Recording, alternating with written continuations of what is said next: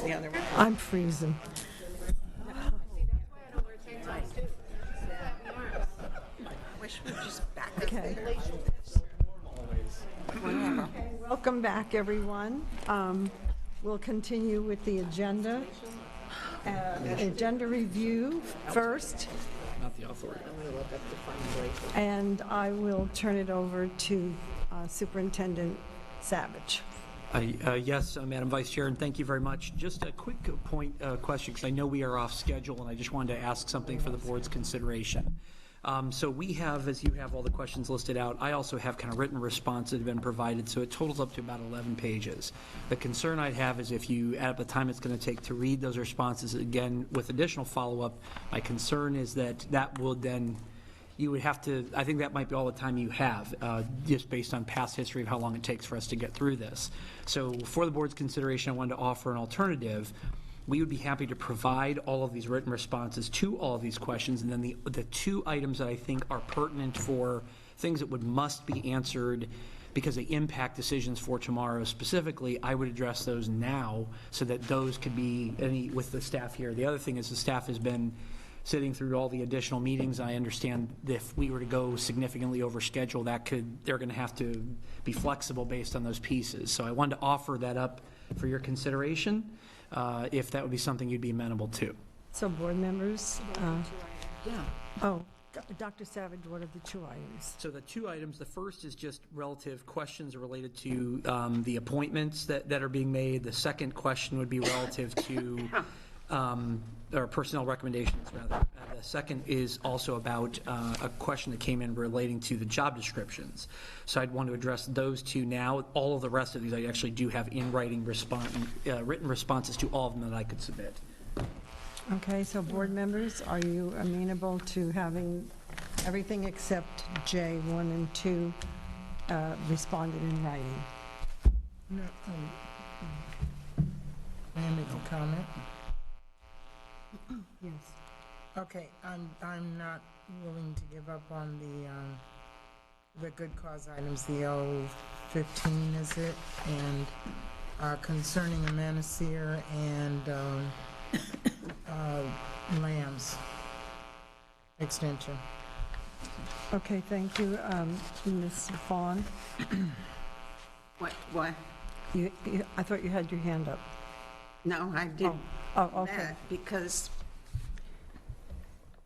there are a lot of things. Okay, so we have pat answers to a lot of these, but what happens is as the answers roll out, it almost always brings up new questions, and I just feel like because we have our meeting tomorrow, that it doesn't allow time for follow-up, that it, maybe we can just all be better about sticking Dr. Savage. to the time. I would be very amenable to any additional items such as the ones Ms. Gittens really wants verbal answers to. All I'm mentioning is that typically these responses are there so I have a sense of what their logic is around it, and then there is that additional follow-up. Yes, it's true we would miss some follow-up, but since these written responses could be given to you very quickly, you would have lots of ample time through the rest of the evening, through all of tomorrow, for additional follow-up on every single one of these items. But for the ones that you'd want read right now, the intent would be to try to answer those now. That's what I just tried to identify two that had actually required some type of action between now and tomorrow, whereas that one I think I'd be happy. Again, we have the folks here. I just was trying to get ahead of before we dove into the process, if that would be amenable. And I would be willing to take some of mine off. I'm going through now and see if anything fits into what you're saying, and I would be fine removing H1 and H2. If that's mine, yes. H1 and H2 I can get answers to later. Well, Dr. Savage said that he would send answers to everything. No, I know. With the exception of J1 and 2, so, okay. Well, I don't want the ones about the construction and architecture to come off. Nothing is coming off, Mrs. Gittens. It is all going to be answered. just verbally J1 and 2 now. No, but I really want to have discussion on those items. Kathleen has Ms. Morgan? So my comment is that I think we should pick out what we absolutely have to address today. But I think some of the things that are on here that we want to talk about after we read the written information, we can talk about tomorrow in briefing. We'll just have to Exactly. set aside time in the briefing. That said, I also want to discuss today the Bonita Springs contracts. And the superintendent's aware of that. So I would ask that we have an opportunity, 5 minutes, to talk about the Bonita Springs and whether it should be withdrawn. Okay, Ms. And I would Jordan. just suggest that if we go through this, that everybody is mindful of the time constraint and how many minutes they have to speak on a subject. Did you have something, Ms. Bruno? No, thank you. All right. Go ahead. Yes, May I, through the chair, speak with Ms. Vaughn?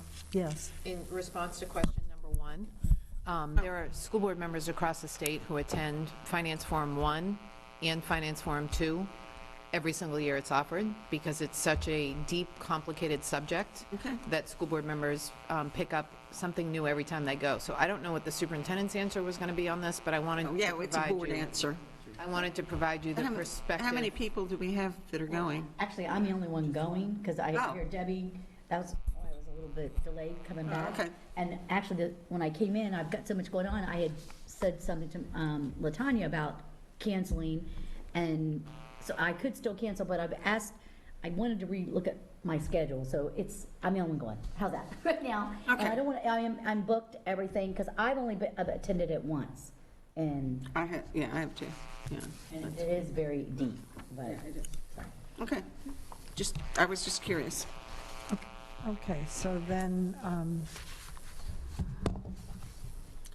I guess, Dr. Savage, the answer is that we better see if we have a consensus to do what you proposed or not.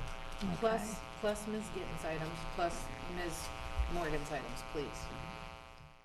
Okay. All right, okay.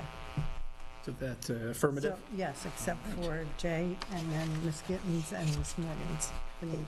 If I can, I'll address the HR-related ones first, just kind of kick things off with the personnel pieces first. I just want to kind of first acknowledge that, while we have definitely understand there was a legal answer to about, my authority and whatnot to make appointment and personnel recommendations, I want to just say that it is not lost on me at all that we are in the midst of a superintendent transition. And Dr. Bernier, based on all of our schedules, a lot of the things we've done, they were all things that were set in motion long before, just because, the business of the district continues to move forward. That said, he's going to be physically present here later this week, and then he'll be here pretty much indefinitely. And so it is really important to me that he weighs in on a lot of decisions in terms of his ability to ask questions from his perspective, what he's done. And so one of the things that I am prepared to do is most of these personnel recommendations that I have, at least on the administrative side, including principal recommendations, I am prepared to pull myself, strictly so that there is that opportunity. I mean, he's going to be here physically soon, just a little bit of opportunity to slow down for a minute. Now, it's not to say that, there is a negative impact on these pieces, just as be aware that, of course, the intention, the whole reason the plan was set up the way it was so that these principals could complete their budgets, they could be participants in the recruitment fairs. Many of these schools have already thrown, even though they've been told, and we're told, these are always board recommended pieces. They've done parties for the outgoing people and whatnot. I think at least knowing that there's another board meeting in a couple weeks, this would give a lot more time and further deepening for the whole governance team. I don't ever want folks to be nervous or anything like that. I do stand by the recommendations that were made. Just again, for the record, there are only 2 administrators on the whole list that I personally were bringing forward. One was the principal coach, which specifically was the only internal applicant who I was bringing forward. The only reason the timing of that was specifically because she was a sitting principal, thusly I wanted her school to be advertised. The other was the good cause principal piece, which again was a residual move based on the others. Again, a person who's in the seat, but understanding that all that seems and feels rushed or if there's concern over that, I am happy to, as a part of this governance team and wanting the transition to be smooth, and also just out of respect for Dr. Bernier. I mean, he is extremely, one of the things I really loved about my conversation with him was he said, one of the most important things we do in this district is hire principals. I could not agree more. That is absolutely one of the most essential things. That's why, again, I want to say for the record, I really respect the work that the committee did. They had an incredible process. They really did great work on that. And so all the recommendations that were coming forward were recommendations that were made to me, whether by the committees or by the supervisors, all of the administrative, aside from the two that I just mentioned. But all that being neither here nor there, my intention is to pull that item so that there can be more time, and that's one. The second was just on the and those will have more answers on that, but just on those appointments, data requests, things like that. The second thing was on the job descriptions. Mr. Doe, did you want to address that? Push the button at the bottom. We have 4 job descriptions on the agenda for tomorrow night. One board member was issued a concern in writing, and we, Dr. Savage and I, have no problem briefing those. That was the request. And we can brief them 2 weeks from tomorrow at the briefing, and then put them on the agenda to be voted on by the board. Ms. Morgan? Yeah, so I brought this forward because the one job description, the strategic chief, was discussed one-on-one, but we haven't discussed it as a board, so that made me uncomfortable. With respect to the others, we've had no discussion, we've had no briefing, we have no context in which these positions are being brought forward. I was speaking to Mr. Dodig earlier, and he said we've gone back and forth as a district, but it's sort of been my understanding that when you have new positions, and new positions are the only opportunity we have to control what's happening in terms of district management and administration, that we should at least be briefed and know the context of or how they fit into the strategic plan, and we haven't had that. And so I was just basically saying I'd like to be briefed on these, and I would welcome a conversation after that. Okay, Ms. Gittens, then Ms. Pacheco. Okay, and the reason I brought it up, it's my understanding that the one that's on for us to vote on tomorrow is a different or revision or whatever from the strategic position that had been presented to us by Dr. Savage a few months ago. That there was a position on there when we presented a bunch of positions or whatever, and it was decided to be, wait on those. And so my question about this one, that's my understanding from Dr. Bernier, that it's a different position. But again, like Ms. Morgan says, there's confusion in that. I don't know. I think if we feel that it needs to go forward, but I'd like to know, is it different? Is it the same position that was brought before us before? What's the difference? That type of thing. I'm happy to just say, I wasn't here when the other one was brought forward, so. And I think we're thinking the chief performance probably, and that was a pretty generic job description. That I will say this one specifically, because we're perfectly willing to bring some time to the briefing tomorrow so there can be public comment. We just want to make sure the board had a chance to dialogue, answer that question here, the initial piece.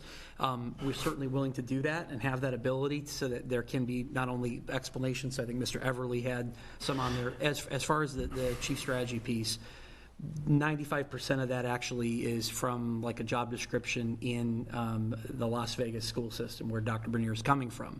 It's on our template, has our form, but it really was the lion's share of that job description is a job description that exists in that particular organization. And as a result, Dr. Bonita is very aware of what that position does. We don't have one here. To my knowledge, we've never had it here. But when he kind of explained what it did, he actually had me talk to the current chief strategy officer in Las Vegas. I had a chance to ask her lots of questions. Part of, I think, that follow-up was, he certainly, if he hasn't had a chance, would also be dialoguing with you. It is not terribly, it is pretty much very, very similar to what you all had in terms of our one-on-one, the actual artifact. The only thing different is it's now in a newer template that is the current standard template that we have after it goes through its labor piece. And we will have the opportunity for more discussion on this tomorrow in addition to... I just want to clarify, because I stated that we would be bringing them for briefing in 2 weeks. So, yeah. Sorry. I know this board's not comfortable being briefed and then voting at night. That's typically something we've gotten away from. We used to do that, but I think this board's gotten away from doing that, so. Okay, so I don't recall, can I finish? Oh, I'm sorry.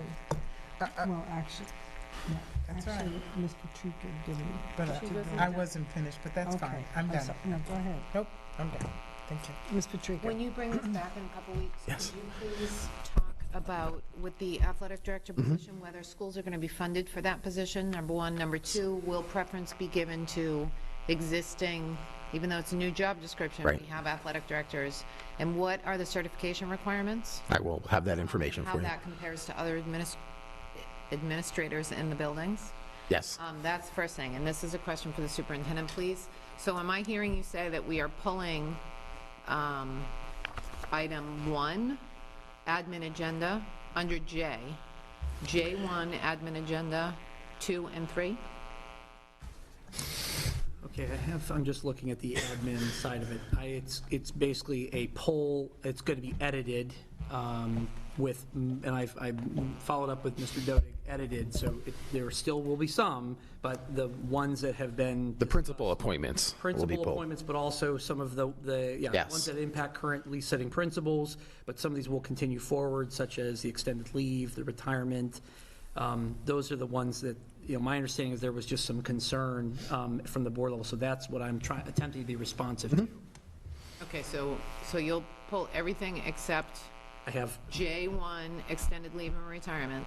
I have the top one is the financial accounting, that was going to still be present, but not the change of assignment would be pulled, the extended leave would still be there, the retirement would still be there, and the transfer, everything else below would be gone, as well as the good cause. So Okay, all of those are, because they're all related. Right, they're all related. I really appreciate that, and I think that gives us time to answer all of those written questions that have come. And I've answered the written questions, so I could, We'll provide that too. do you want, okay, We'll provide all right. the written response. about the process. Just in the interest of time, because we're so late.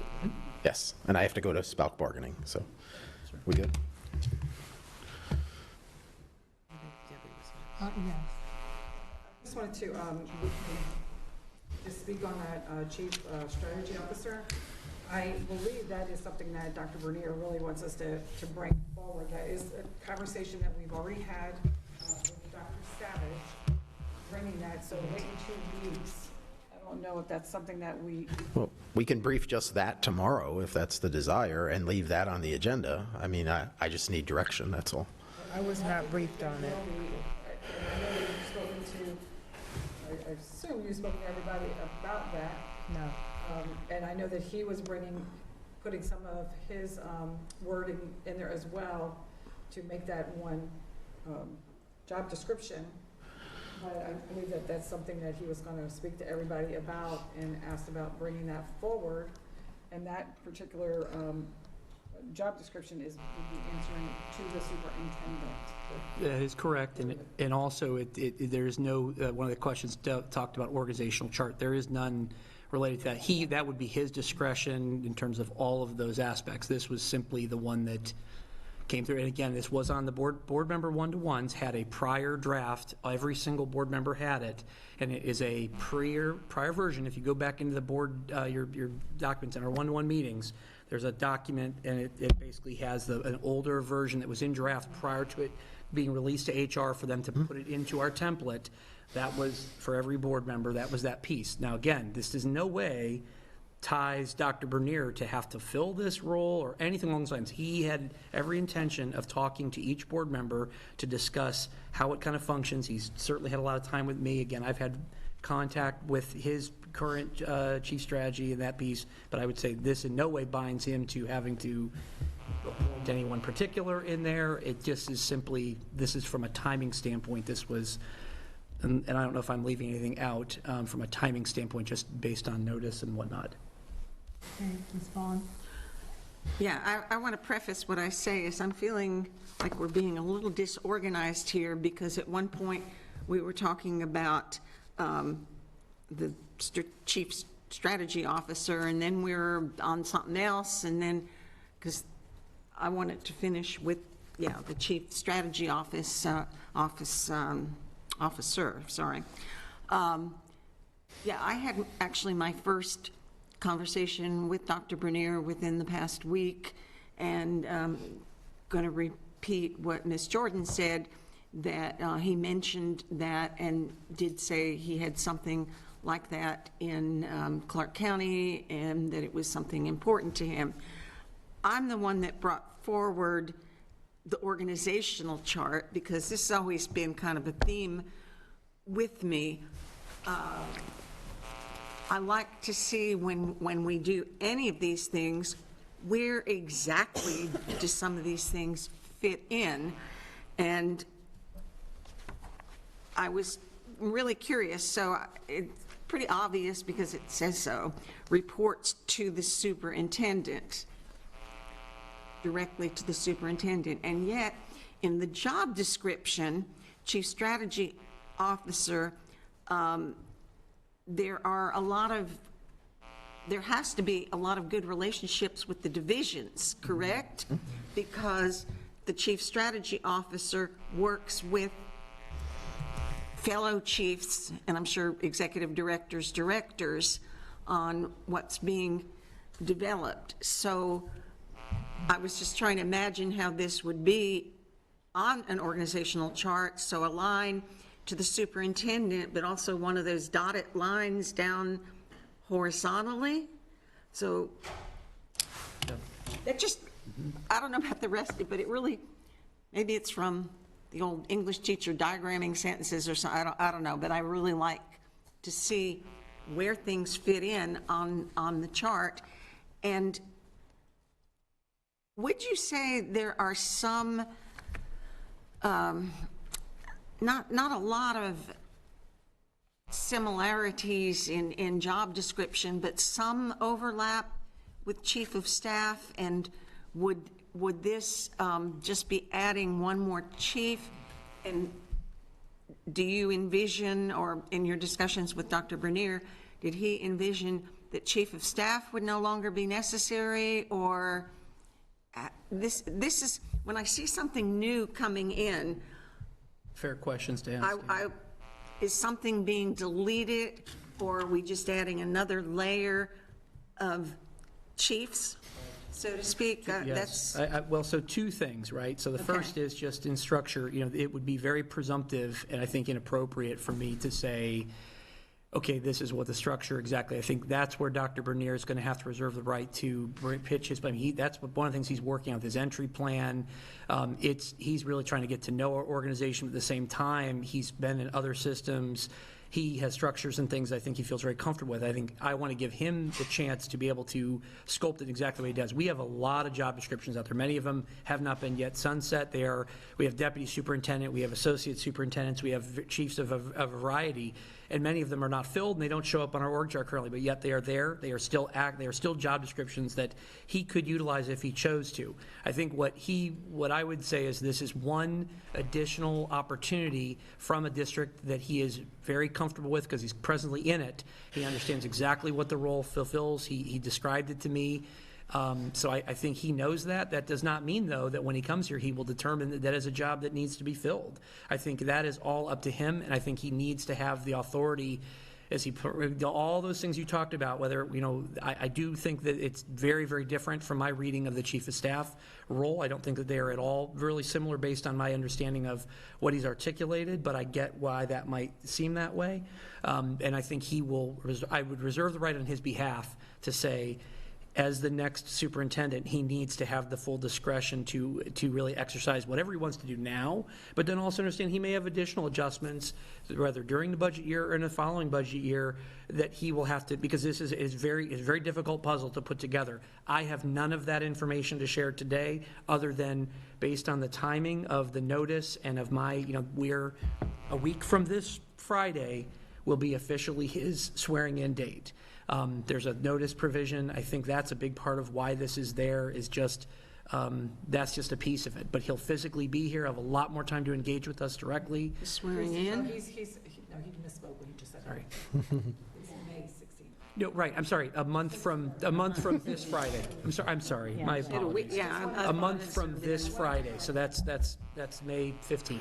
So, but he'll be physically here starting 16th, this Friday. He'll be here physically, much more Right. readily available for a lot of these more in-depth conversations. But I'm going to go back to something Mrs. Morgan said, which is once we put our stamp of approval on one of these job descriptions, and it goes back to the one that hurts me the most is that associate principal thing that apparently hasn't worked out well, which I didn't think was a useful thing. But once we put our stamp of approval, then they're out there. I know in the past we've heard from HR, well, you're just approving a job description. Okay, so did you say that one is going to be pulled, or what did you say that it depends on what Dr. Bernier says tomorrow, or what's the status? That's why I was getting confused on this is going to be pulled, is that you are going to pull Chief Strategy Officer? No, I'm sorry, if I said that, I missed it. No, I don't think you did, but It was the personnel appointments, which again, we've had a lot of conversation about those in the prior meetings. I wanted to notice the board, just because anytime I wanted to make sure I've done that publicly too, those personnel appointments, of which there are a number of questions about it, I was going to be pulling the ones that we mentioned, with the few exceptions moving forward. The rest of them I was going to pull myself to give us more time. As it pertains to the strategy piece, the intent was, if it was just to talk about them and get an opportunity for public comment, what I think Mr. Doty was saying was we could have that on tomorrow's briefing, so there could be an opportunity to talk at greater length about it.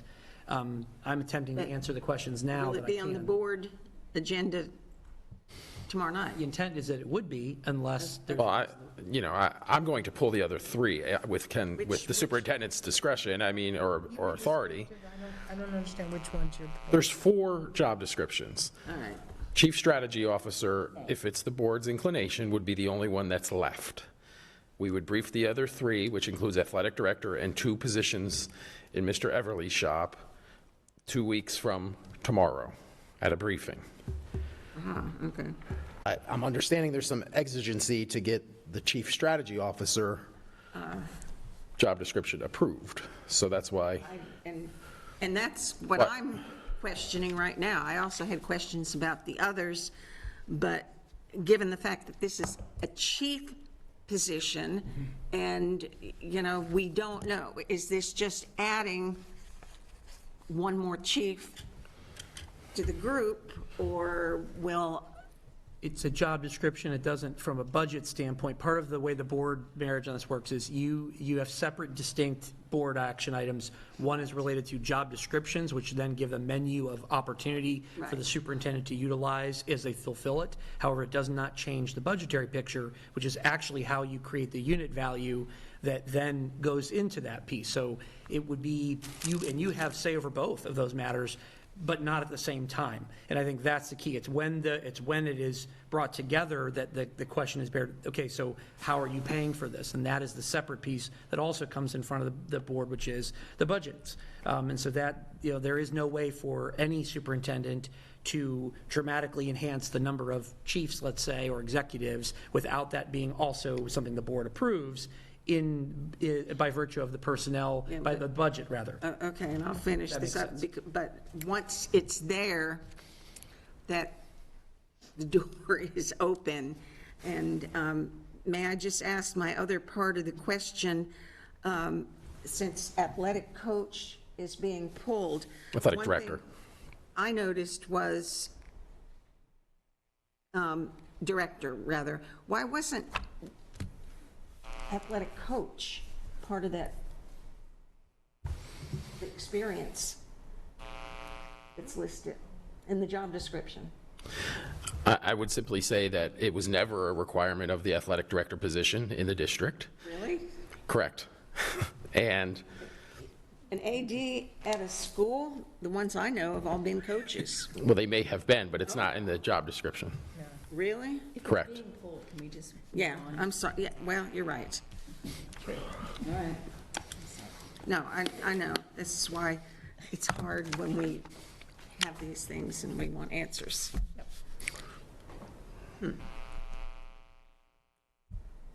All right, I'm done.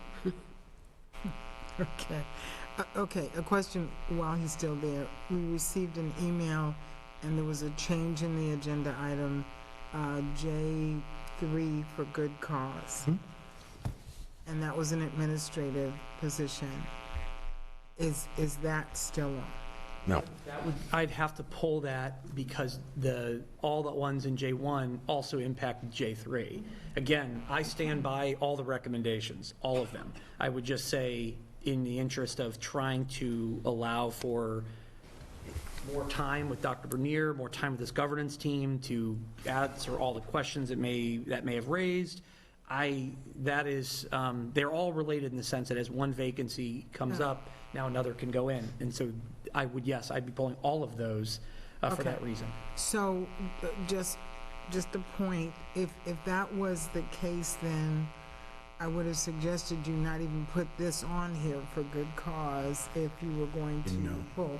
But the other thing, bigger picture, it would be helpful to me to see, even if there was a chart or something of the schools, to see, it is a puzzle, that if you move this one, then that leaves an opening and somebody has to fill in here. If there was some type of a visual, simplistic, or a chart or something that says, this AP from this school will go to this principal from here will go there, that helps to kind of cement Absolutely. what is really happening and the gravity of moving one person. Absolutely, yeah. And we're happy to bring that on the next one-on-one with you all. And it's a great tip for how we can present it. So I need to know if the chief strategy officer is being briefed tomorrow and staying on the agenda for tomorrow night to be voted on or not.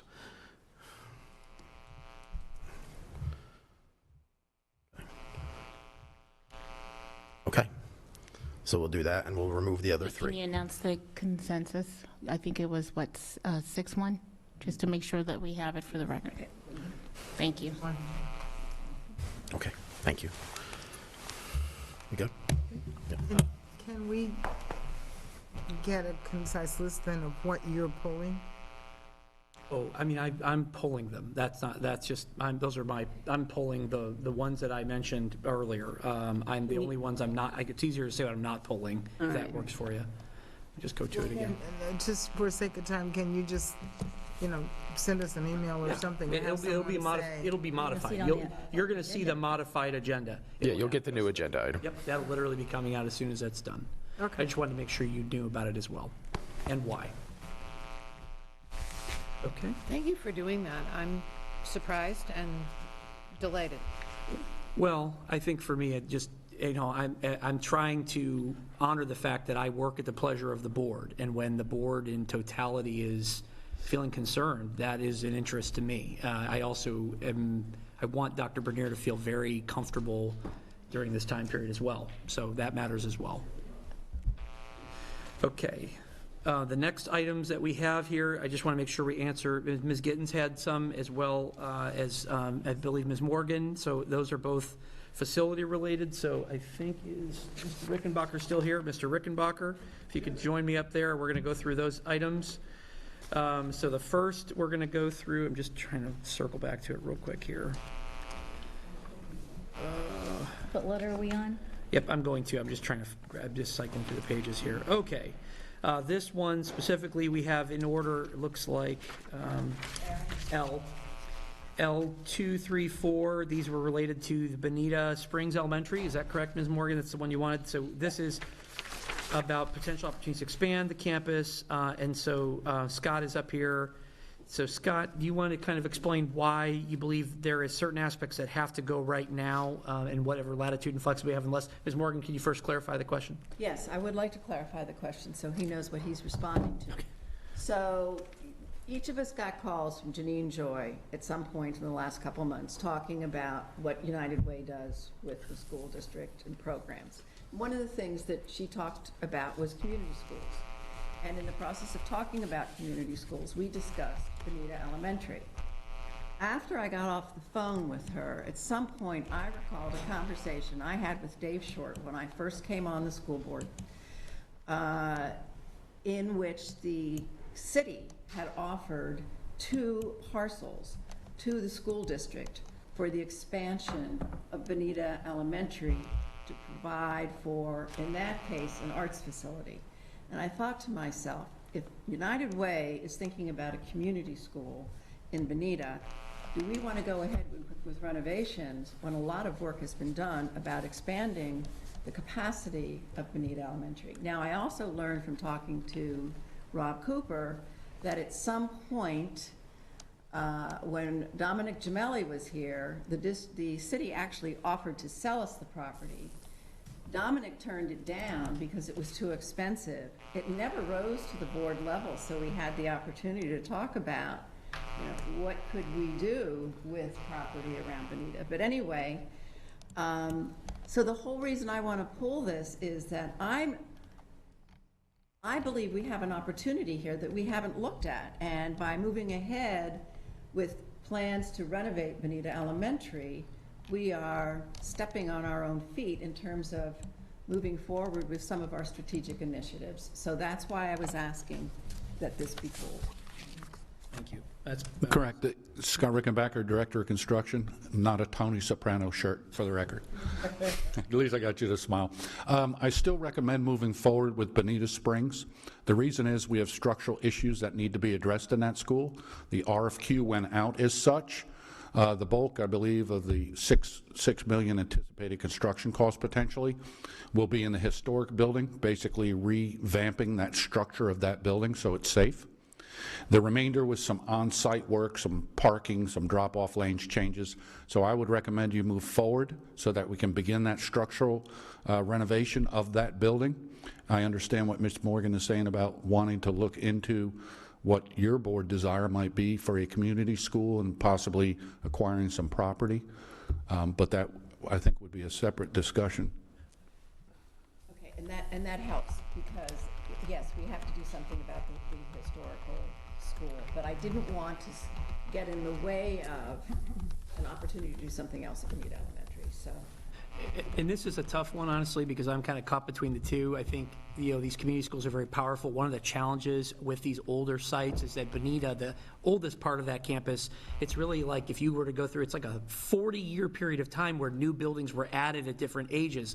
So when you're going through the Castaldi process where they're analyzing when they can demolish, it's a real challenge. It makes anything like this, but the adjacent land, the community partnership, it's a perfect candidate for that type of partnership work. So I wanted to kind of validate that piece. I think, Scott, basically what I want to ask you is, would it preclude us at a later time, if we were to do this work now, from a construction standpoint, would this then be a very difficult ask for another person, if we're to say maybe multiple years down the road, 2 or 3 years from now, 4 years from now, would this work then be something that would be extraordinarily difficult for another architect to have to work with if we were to eventually pivot and adjust our planning towards some type of community model? Correct, and even with this acceptance, the key here is to get the historic building, the structural work underway and get that so it's stabilized.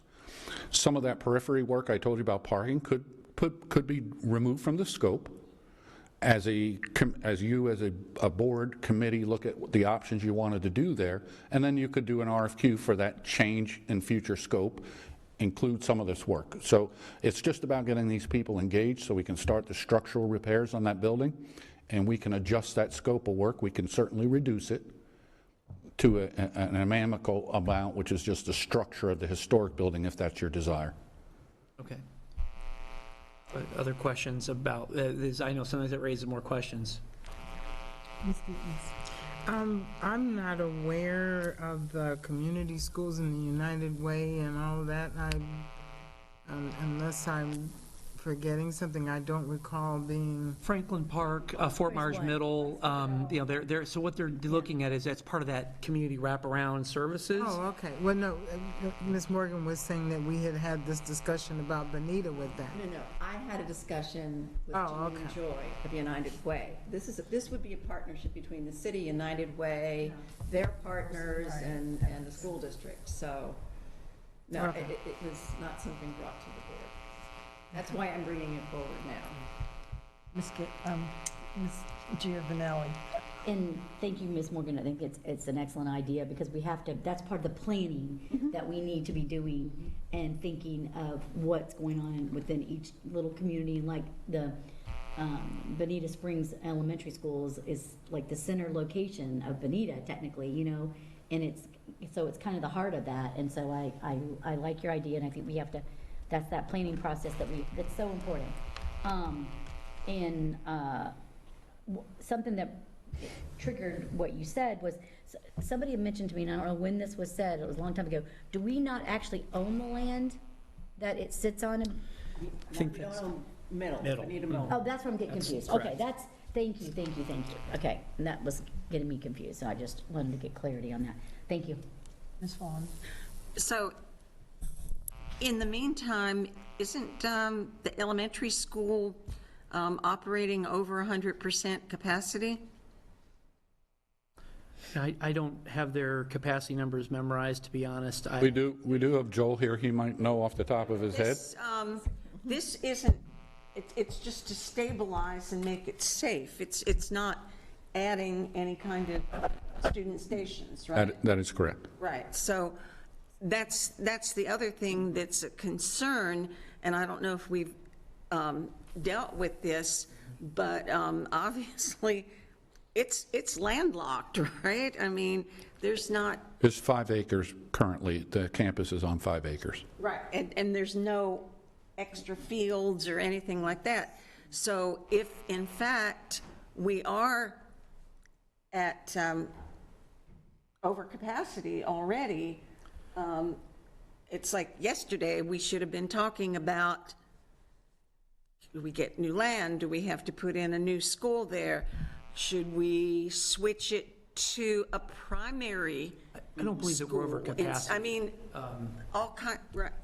I don't believe that we're over capacity. The only reason I can say that with some level of confidence is because, like San Carlos, for example, the way we currently set up our zones, we set the program capacity. So we actually determine how many students we're going to put in these buildings every single year. We revisit and revise that amount. So they have the amount of students we actually believe they should have, which if that puts us close to that 100% threshold or whatever, that's because we've done it. Whereas because there are schools in that area that aren't at full capacity, that is a signal to me that we have some flexibility there because of the subzones and whatnot. Does that make sense?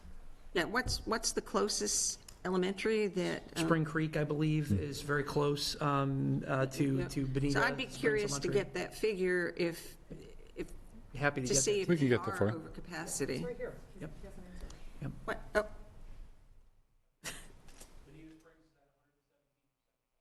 But we set that, remember, it's a small, No. just be fair. Joel couldn't give now, more wait a detail. minute, see, so It's- what I was saying is true, it's over capacity, and I don't understand, scheduled it that wait, let me finish. Right. I don't understand, explain to me, we set that Yes. So it's the at program capacity. 117, where there are other schools that were barely above capacity, and whoa, we need a new elementary here. Understood. And it is, this is Explain it. very tricky. So the bottom line is the fish, the way that the rooms are coded at the site and the permanent capacity dictates an amount that not theoretically, that we actually report to the state every year. That tells us this is the amount of kids you can put in that building for this particular piece. However, in Lee County, we do it a little differently.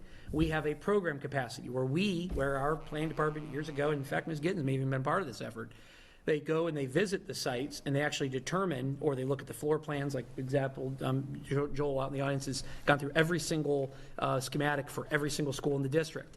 They then establish a program capacity, which is how many people we actually enroll. So rooms that may have been coded for one type of use and have a certain amount of student station charges to them, we then set a number of students that we put in each of these buildings. And that's a functional number that fluctuates based on where people have moved, what the demand is, what grade levels it is driven, that then drives the budget process and the student assignment process. All of that starts with program capacity, which is of course related to their fish capacity, but it is a district created, it is our creation, and so it is not uncommon to find schools like a Pinewoods is another example that are going to always be, they're highly selected and they are in unique places where they're going to be over 100% capacity, but it is of our choosing to do that. We could theoretically lower that capacity, that program capacity, and then force families through that choice process to go into others. This is a level of overage that we can tolerate based on our programmatic uses. And I'm doing my best to explain it. Okay, yeah. What other elementary school is at 117 or above? So, excuse me, if Mr. Guzman is going to be participating in the conversation, he needs to come to the microphone. Because this all impacts what we're talking about here with the planning, and if we need to expand that school, we need to get a presentation and. So that's, may I say? Yeah. That we need to stop this conversation, because this conversation needs to be had at another time. We need to get through the agenda portion. I respect what you're trying to understand, but we need to move on. So may I ask, is the bottom line to this conversation whether or not to move forward on the remodel and the maintenance needs at Bonita Elementary, yes or no? To correct, construction's recommendation is you need to act swiftly and engage in an architect, a construction manager, and a building official to structurally safe up that historic building. So my suggestion is that we just, either consensus or whatever, whether to move forward on this item tomorrow night and the other discussions later. I'm taking back over, because I know Ms. Morgan's gonna, Ms. Fisher will be leaving. I have to leave at 10 after 4. I have an appointment. So just to refresh everybody's memory, this is Can I the just get that building. one answer that he stepped up What for? was your one answer? What was your one question? The other schools at 117% or above, other elementaries. I thought we were putting this discussion off. Oh, he stepped up to the microphone to answer that. Mr. Jordan, can you just answer it really quick, please? Okay.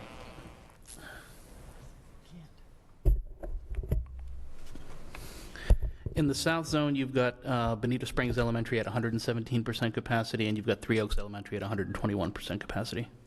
Thank you very much. Thank What's you. Pinewood? Ms.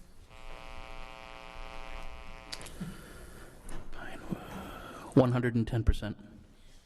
Ms. Jordan, there's a request for a consensus. I believe that Ms. Gittens made that request. Well, I think that I have Ms. Giovanelli. And Ms. who Giovanelli had her hand up. Had her hand up, so we're gonna, And this is just to remind everybody, this is the building that. That fell. It's not, no, it's not the one that was not, has nothing to do with the new roof and all that. This is that separate building that no one's been in, and they've been in portables. Well, Am I correct? halfway, That's what one is. partially. Okay. The part that failed was the small facade of front entry where the main office was, which was attached to the two-story historic, but there's such structural damage and termite infestation damage that a lot of work has to be done.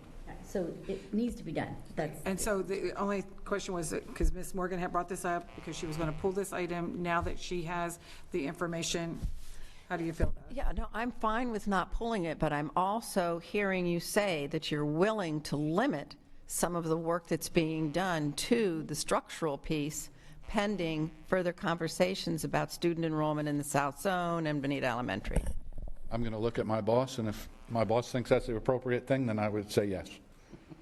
This allows us to engage with the work. I think the structural aspect of it is significant. What I was looking for from you on this as the expert, Mr. Rickenbacker, is just knowing that there may be some additional ideas that come down the pipe for this. I want to make sure this will not in any way hamper our ability, because I would think that it could, only in as much as the custody process. When you have recently renovated schools or new construction on a campus, as we're dealing with Franklin Park right now, that can be a real problem when you get to massive issues. But it's a challenge anyways with Bonita, because there's so many individual buildings of such a variety of ages over the last 50 years, truly. So it's a challenge no matter what on a small compact piece of land. So that's kind of. I think if you approve this, allows us to engage with the designers and the managers to get the structural work going. We can trim the scope down that was in the RFQ.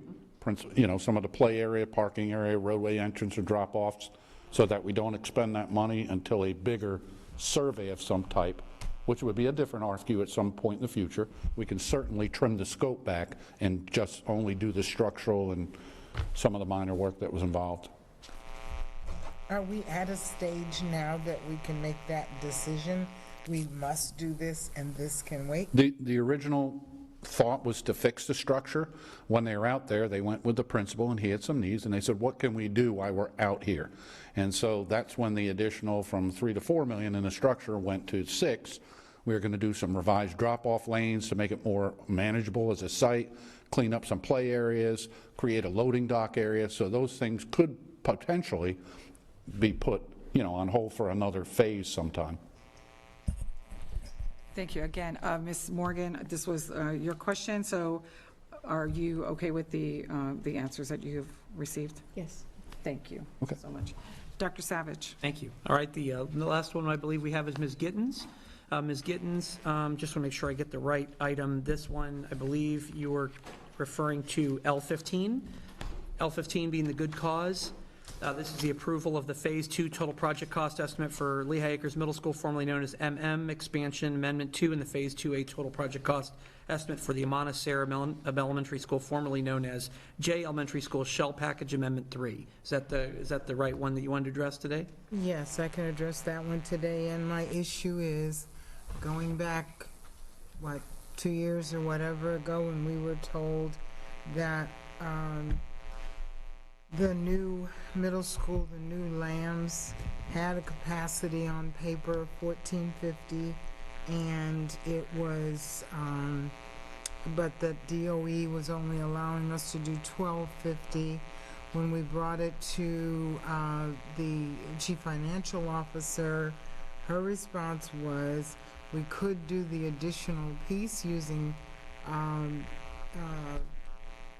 half-cent tax money, and then the quote was that's what that was for.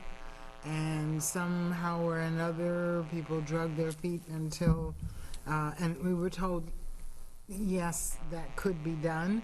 And the next thing we knew, we were told, well, they're done and they've taken the equipment away, so we can't do it now.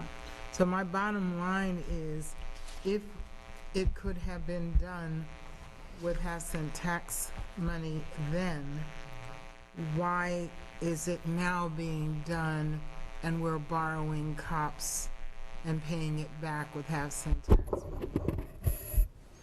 So if you remember the new legislation that took place that requires you to build within a certain cost per student station, and that includes additions, if I'm not mistaken. And we are unable, with the price of building and doing additions, to stay within that cost per student stations. If you cannot, then you must do a COPS. It's your only way of getting the jobs done. So we'll do a COPS when we do the elementary J COPS. We'll also do the middle school MM addition, along with a couple of other schools. We'll throw them all in together to get our best bang for our buck. And we will be repaying that with sales tax dollars and others, because remember, we've had the discussion about, because the sales tax is so limited now on the timing of that, that we're spreading that debt out now longer so that we are not putting all the debt in the sales tax right at the end of the sales tax timeframe. Okay, I still say, and it's not that I don't understand it, I just think that it was unfair to say that the reason we were getting the taxes so we would not have to do debt. I understand legislation changing or whatever, and it's very unfortunate that because we did not move sooner when we had the equipment there to make those changes for whatever reason, that now we are paying more for it. And that's just fact. So I just want to add, if you don't mind, if you remember correctly, the timing of the new statute happened exactly as we got our sales tax passed, because we were truly trying to pay as we go, and our very first school whammed us right away.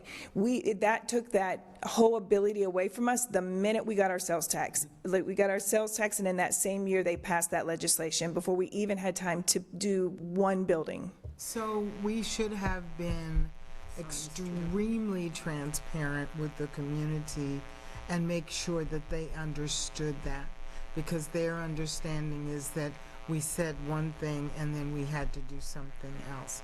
So I don't know if it's how it was communicated, but it is not understood in a lot of the community that we got the sales tax, then the law was changed. And that needs to be clear so people understand that we didn't bait and switch is what it, that's what it seems like.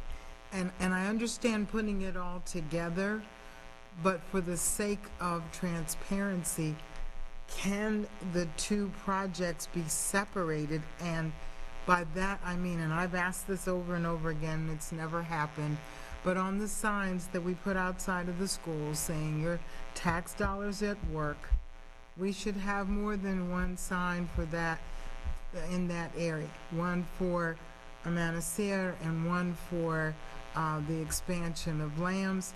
And I will say again, we need to have, if you say this is my tax dollars at work and this project costs $32 million, then give some idea of what that means in my tax dollars. In other words, you're saying we couldn't have done this without your tax dollars. So tell me, how much of this did you have already, or did you not have any of it, that you needed all of my tax dollars? It's just not clear to the community how this is working. And to say it's your tax dollars at work assumes that the whole thing is being funded by the tax dollars, but on paper, we're saying part of it's coming from here and part's coming from here. First answer is yes, I will provide a district sign with the district logo. The board members will be listed, and it'll be a 4x8 sheet of plywood painted. That'll list Manasseh Elementary School. And I will tell them to go ahead and make a second one to place over by the Lambs for the addition. So in my contract, they owe me the one Manasseh sign. We'll have them make another plywood board sign for the MM edition. That's not a problem. And can we, and then Ms. Gittens, if there's other people that, if you don't mind, because I know it's been like 7 minutes already. Ms. Patrica, you had a question? Just to add to what you said about the, I mean, I remember the guy from the bank that wrote the legislation sitting in our boardroom like a fat cat, because he's going to make millions of dollars of interest, and our hands were tied. And Joe Mazurkowitz, who was the chair of ISOC, came in and talked about how unhappy he was with the fact that we couldn't pay as we went. So in terms of transparency and telling the community what was going on, I don't know how we could have been more transparent than we were. I was pretty angry about that. Just real quickly, when this whole program with the tax started up, Kelly asked me to assign a value for all of these major new capital projects. And we're going back about 3-4 years ago. I tallied up all the new schools that we were going to need, and it was $695 million. So think of it, and at that time you were projecting $800 million. I would have taken almost 9/10 of the tax just for new school construction alone.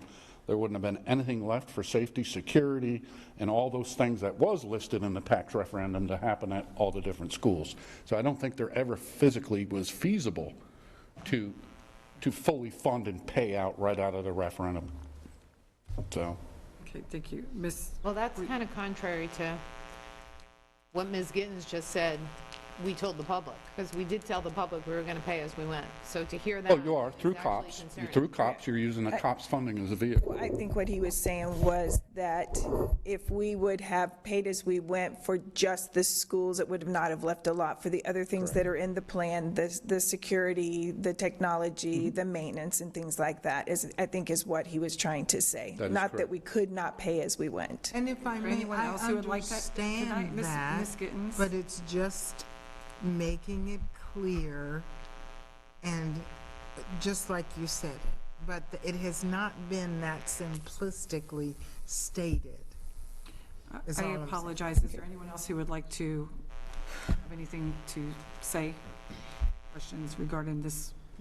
Okay, I just wanted to give you time as well. Well, I wasn't taking everyone's time. Just wanted to finish my thought, but thank you. I just want to make sure that giving I everybody ample understand time. that. Thank you, Thank Ms. you. Gittens. Is there anyone else who has anything else questions for them? Thank you. Thank you. Okay, thank you. Thank you very much. Those were all the questions that we selected, as well as all of these, including what you heard, as well as all the others. We have written responses. We'll be sending that out shortly so that the staff, it can go about, and then you have a little bit of time back in your agenda today. Thank you. If I may I ask one more, please? Yes, go ahead, please. I understand, and we've had this discussion before about things changing in the agenda. And I put in my questions, and you all have it down there, that I just feel that somehow we need to come up with some type of a policy or procedure that the agenda does not continue to just be a living, breathing document up until the time that we vote. I know it's difficult, but I feel that it's possible with other organizations and companies. You set an agenda, there's a time frame, and it's all out there, and everybody knows what that time frame is.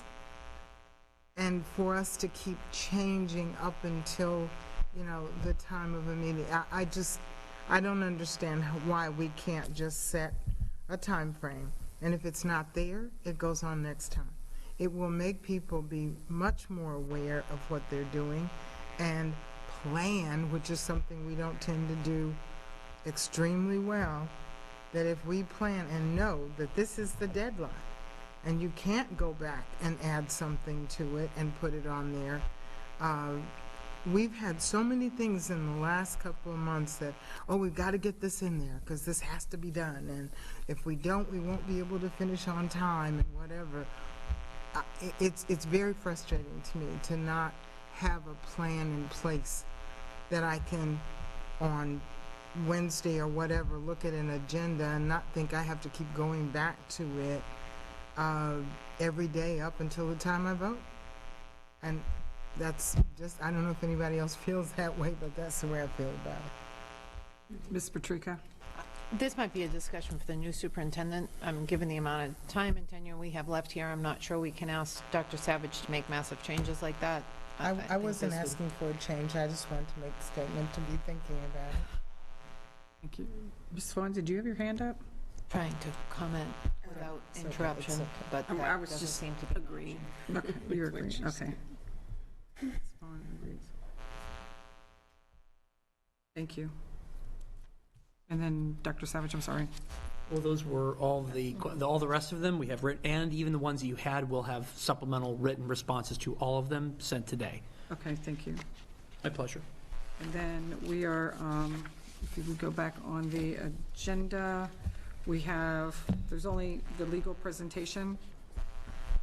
It's up to the board if you want us to move forward with that or reschedule that. It's 4:18, so it's completely up to the board how you want to proceed. Board members, what would you like to do? Would you like to reschedule that? I'm going to ask Ms. Patrica. I think it's a really important subject for us to talk about and decide, but I'm not entirely sure we need a presentation. All of the information is written right there for us to read and digest and understand.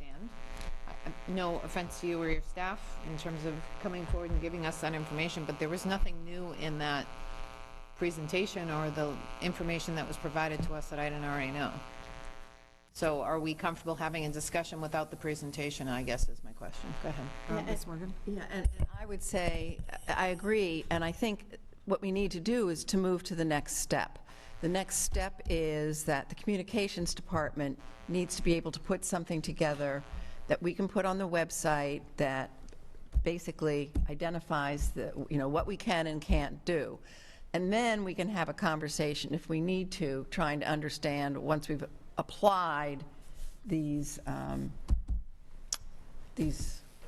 criteria, whatever, if more understanding is needed. But I think, yeah, I mean, we got an outline.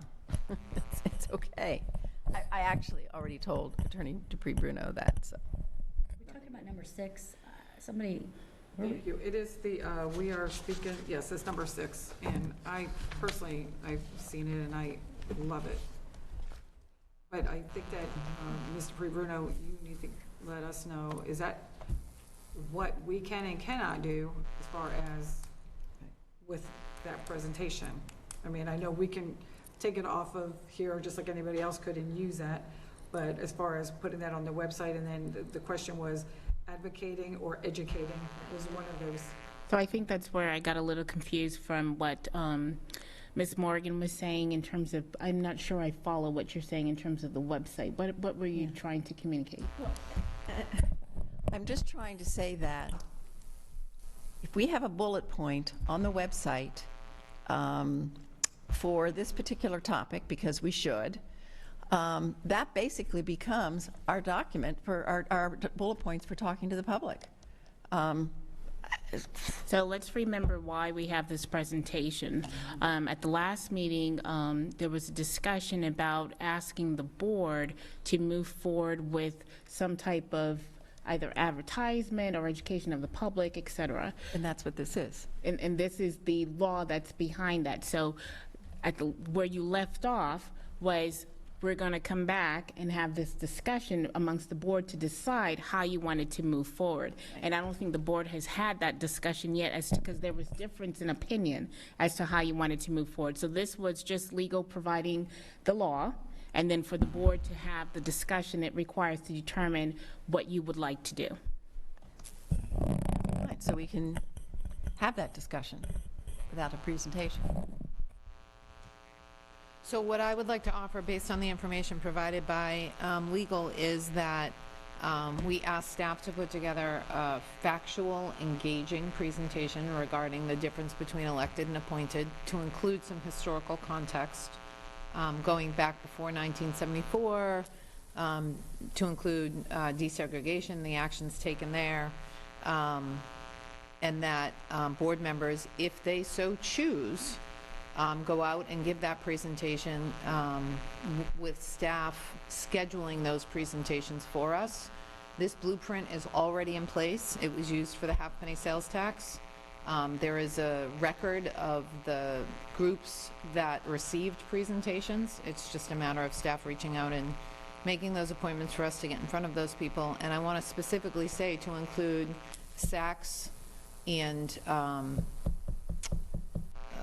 what is the other one? Faculty meetings at schools. That's what I'd like to suggest. Yes, Hasn't the law changed just a little bit since the half-penny sales tax? Yes. It's updated in the PowerPoint. Well, yes, and that's why I'm saying that,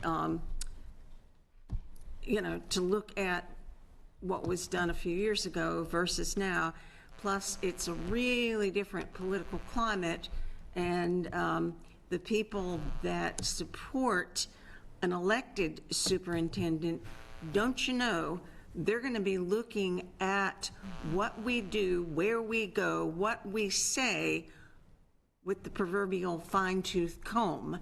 And so I personally have a problem with staff assigning things and coming up. I mean, I thought this was an excellent presentation because it puts, most of this not everything, but most of it, we already knew because we've discussed it several times, but it's all in one place, and it's a great starting place for us as individuals to go out. I don't know what more we need to have, if we need an extravaganza of going back in time to, when this county had black schools, and I think the more succinct we can be, but I'm going to say one more time, in this political climate,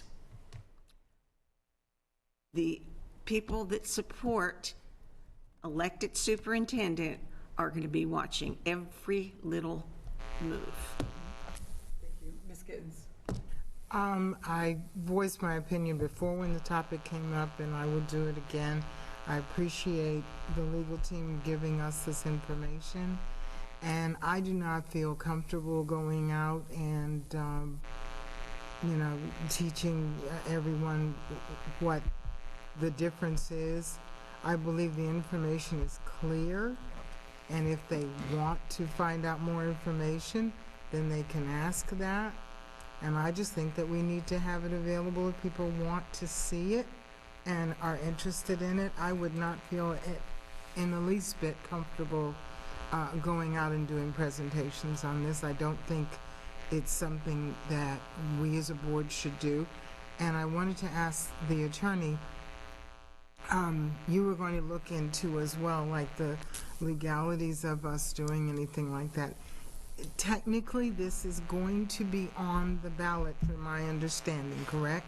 And it has passed everything in order to be on the ballot. And the difference in this and the half-cent tax, the half-cent tax was something that was, like directly for children to have the resources and all of this. This is a preference as opposed to a financial need for children's education. And I don't see us stepping over the line and talking about something that is as hot of a political potato as this, and I will not be participating in it. Can you let us know about the... Will you please let us know regarding the legal aspect? And again, remember, this is on the ballot because it was all put in on a local bill where everybody voted for all their local bills. So that's why it was unanimous, because everybody wanted their local bill. So there was never any questions of was it a good or bad or indifference. It was just they all voted for each other, and that's how we now have inherited this. But it is important, and it does affect our students, or it may have an effect on our students, maybe not in building or things like that, but it could most definitely have. And if you read a lot of the verbiage that has been put in here, and the as far as what you have to even be to be one, I mean, that's concerning. The qualifications, the minimum qualifications on this, of what you have to be to even qualify to be a superintendent on here. So I really do appreciate, all of this that you put forth, the whole team, and I certainly will be using it. And then do you have, but can you please tell me what is our legal as far as a school district? So using it or using staff or anything like that? So the PowerPoint, you can use the PowerPoint. It's just pretty much giving information. It's factual information based on the law. Florida Statute 106.113 is the applicable law that will advise as to whether or not you can, how public funds can be used in these types of situations. And what is very clear is that you cannot use public funds for political advertisement or what they call electioneering communication.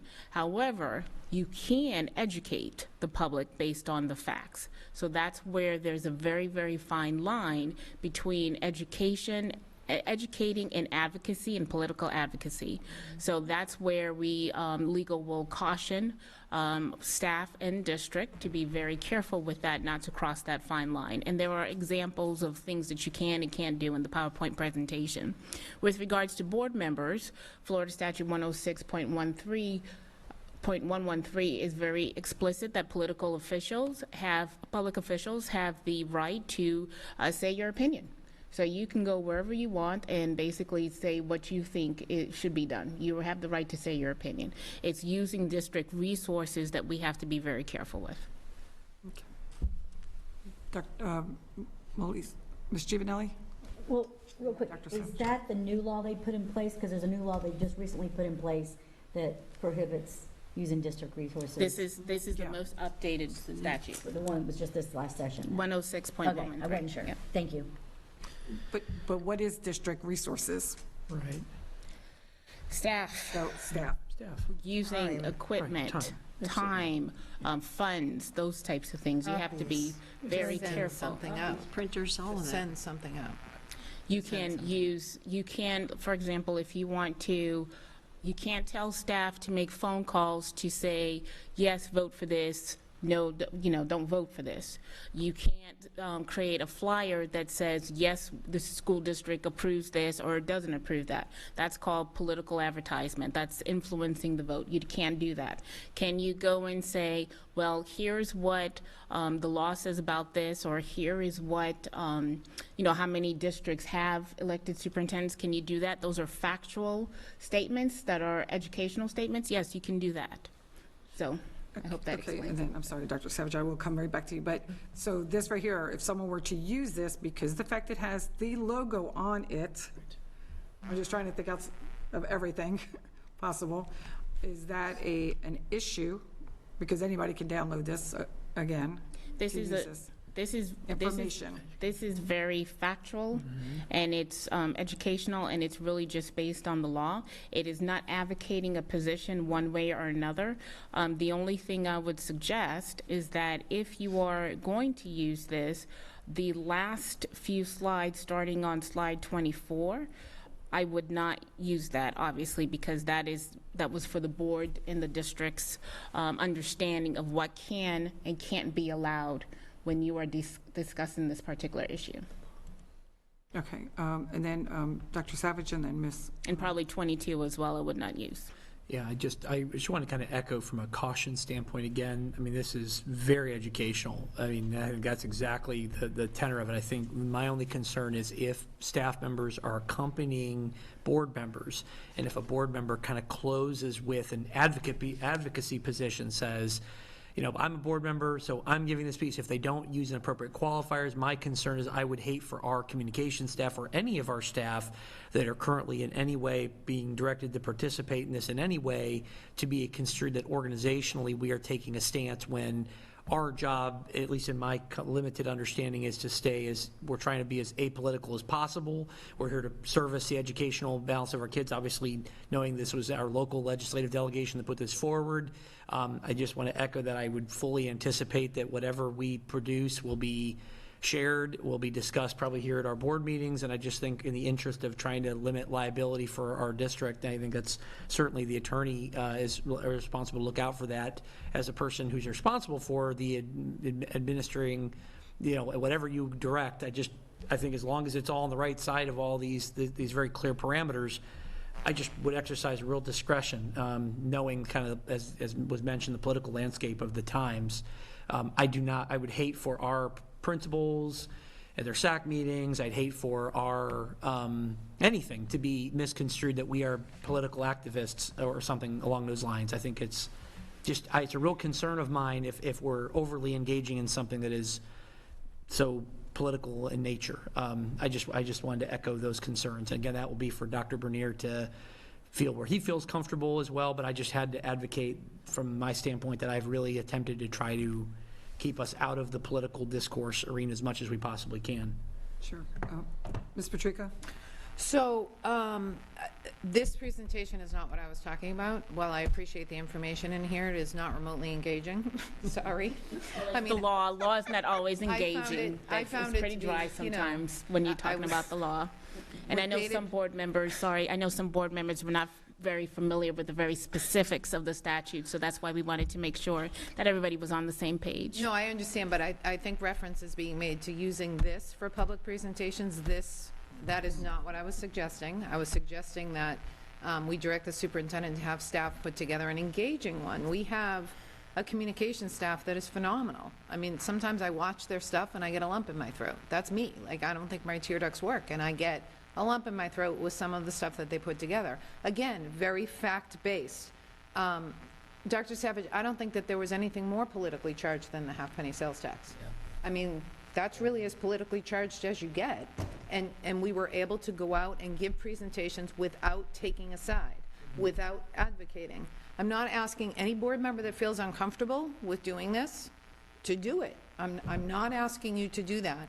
And I would say that, yeah, the information is out there, but we talk, and when I say we, I mean you, Ms. Gittens, talk a lot about reaching more people in the community instead of just letting information sit there. I'm suggesting that we go out and we provide information to people on what I believe to be a very important subject. So even if you want to do this yourself, I would ask that you please allow us to get a presentation together and go out and give that presentation in a systematic way if your name's on the list. If you don't want your name on the list, don't put your name on the list. I don't agree with using any kind of resources of the district to do a PowerPoint. Now, Ms. Patrick, if you want to make your own PowerPoint and share it with others, then it's free for all. But I have confidence in our voters, and that they're going to decide if we're going to have an elected superintendent or an appointed one. And for me, it was all about taking ownership of why we're here to begin with, and not any of these other counties that don't have the elected superintendent, and because it's regression and we're going back. But it's the reason why is because we don't work well in the sandbox with our local delegation, our legislators, and they've decided to give the power back to the people, and that's really the bottom line. And I'm not going to take any power from the people at this point. It's going to be let the voters decide, and their vote matters. Thank you. And just on that note, I don't think that anybody's trying to take the power from the people, because it's going to come down to the voters. However, it is good to have all of the information, and sometimes it's harder for people to find that information. But then again, we're going right back to where, Mr. Pre-Bruno, you were stating that we cannot use the resources of the district to create a PowerPoint. You can't use the resources of the district, public funding, staff, et cetera, to advocate, to influence a vote, to do any type of political campaign. You can only factually educate, and that is it. So where that line crosses sometimes is where the attorneys lose sleep at night. Mm-hmm. That's where we have our concerns. Okay. Ms. Vaughn. And just to clarify, where it says pay staff for any of these things, I'm assuming that means everything needs to be done off the clock, that if it's during their day, their work day, that they can't be doing that. They're being paid. Yep, to put together an educational piece, not to put together an electioneering piece. But don't, that's fine. This is how I look at it. I think staff has a whole lot of stuff that they need to be doing, and I think we as a board have an awful lot here. I know I will be putting something together. I don't talk to that many community groups, but certainly I talk to some, and I will put together my own PowerPoint on this. And I'm going to say one more time, we are going to be looked at. I said fine-tooth comb, let's go with microscope. Let's go with every single time somebody from this board comes out and does not say, this is my own private view, and goes into the advocating, and they haven't said it's my own private view, you know you're gonna be recorded for every word you say, and somebody's gonna find some nugget. Just saying, if I would bet the farm on it. Call for consensus? Yes, wait, I have, Ms. G, did you have one more thing before I? It's okay. Well, I had raised my hand, but that's okay, go ahead. Well, no, she had raised her hand prior Well, to my only Ms. question Vaughn is- I know, speak. and I What did is the recommendation of our attorney? Does she recommend that we ask staff to do that? So I'm not an eighth board member. And so really the purpose of this particular presentation was to advise the board on the law. The board has to have its discussion and make its determination. There is a very fine line between political advocacy and what one would deem as factual education. So this is, all we wanted to do was to share the law with you, help you understand it, and then the board can have its discussion and make its determination as to where it wants to go. The attorneys will always err on the side of caution, because our job is to insulate and protect the board and the district as much as possible. However, this is really the board's decision as to how they want to move forward. Okay, Ms. Kittens, and then Ms. Morgan. Okay, the point is, what, there's 4 seats that are going to be opened up, and to be on this board. My seat is one of them. And I just don't feel comfortable going out and taking a stance one way or the other on this. As a former teacher, I can tell you, and Ms. Vaughn can probably attest to this, if there's something that we have to teach that's on the agenda and you personally really do not, and you know, okay, you really have that angst inside about it, it is very difficult to maintain the objectivity in something that is so close to home when you're running for office. Those of you that are not running, you don't have the same thing on your back. There's a target on our back as to whether we may sit here again or not. And I'm doing my best to do what's necessary in this election. And I don't feel like, I don't know. I know how I feel personally about an elected superintendent. I know how I feel about it. But is it necessary for me to say that in my campaigning? I don't think it is, unless someone asks me. But I am not going to put myself in a position to start that conversation. I will answer if asked. I just think it's such a fine, fine, fine line. And if you feel strongly about something, trying to stay middle of the road is very, very difficult. It's very difficult to do, so that's why, anyway.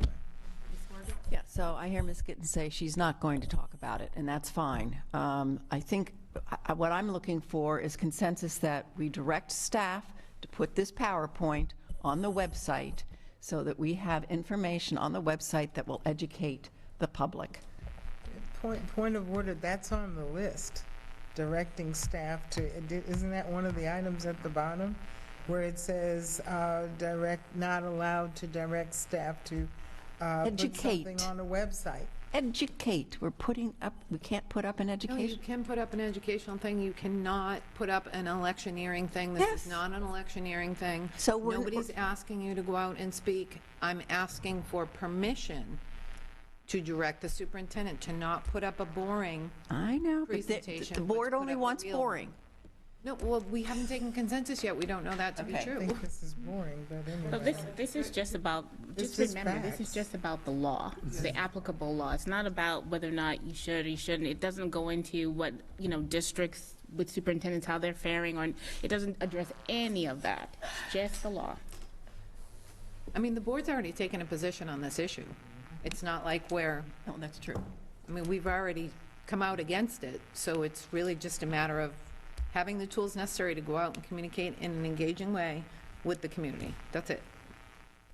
Dr. Savage, you Yeah, just because there's, all I can speak for is on the staff side of this, I try very hard to keep our staff, I mean, as beat into me as a principal, we don't allow campaigning on the school premises, all those things. I think this is extremely educational. I think what I heard the direction is we're, direct through me to communication staff, build out a engaging, and I think where I'm struggling is when you take facts, like this is very factual.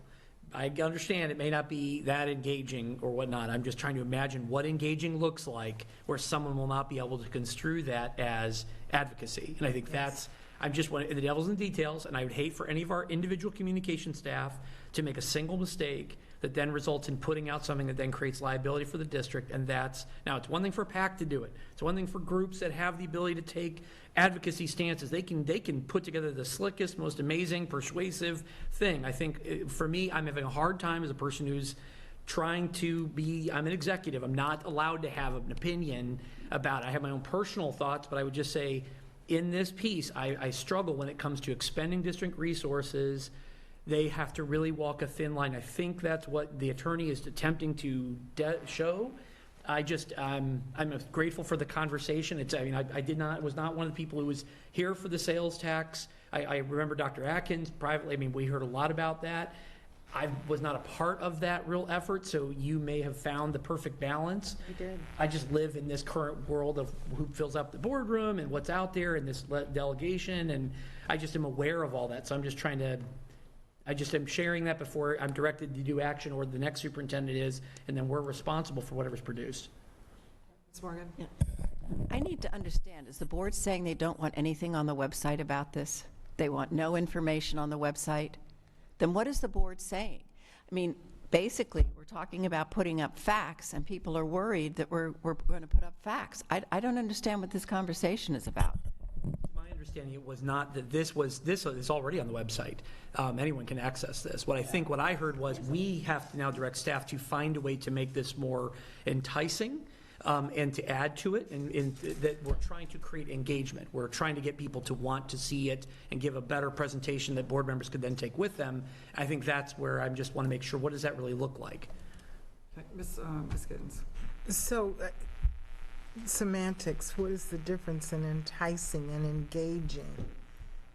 Are we trying to entice and engage people to make a decision, or entice and engage people to read facts? Because this is straightforward, it is facts, but the undertone is we're giving you these facts to make a decision. So I don't know. I feel like, again, that we just, it was done, it's out here on board docs, so as an item, so we refer people to it. If you want to know about it, you can go on board docs on April the 11th and look under this section, and the facts of the matter are there. So. Respectfully, when have you ever provided that answer to a constituent? Really. Oh, many times. I did it last week. I explain it to them, and I've heard repeated pleas at the table to communicate more clearly. To me, this presentation is like the high school teacher in Ferris Bueller's Day Off. What I'm asking for is a way to engage the community and have them walk away from a presentation remembering the facts. And if there's concern about crossing the line, don't give the presentation. I'm not remotely concerned about crossing the line. I know that I won't cross the line. I know that I won't ask anyone to vote one way or another, but I also know that I'd like to get out to groups and present. This is not rocket science. We've done this before. There's a blueprint in place. Can I call every principal and say, hey, can I present to your SAC and your faculty? Yeah, I can do that, but I know that staff knows how to schedule. I don't.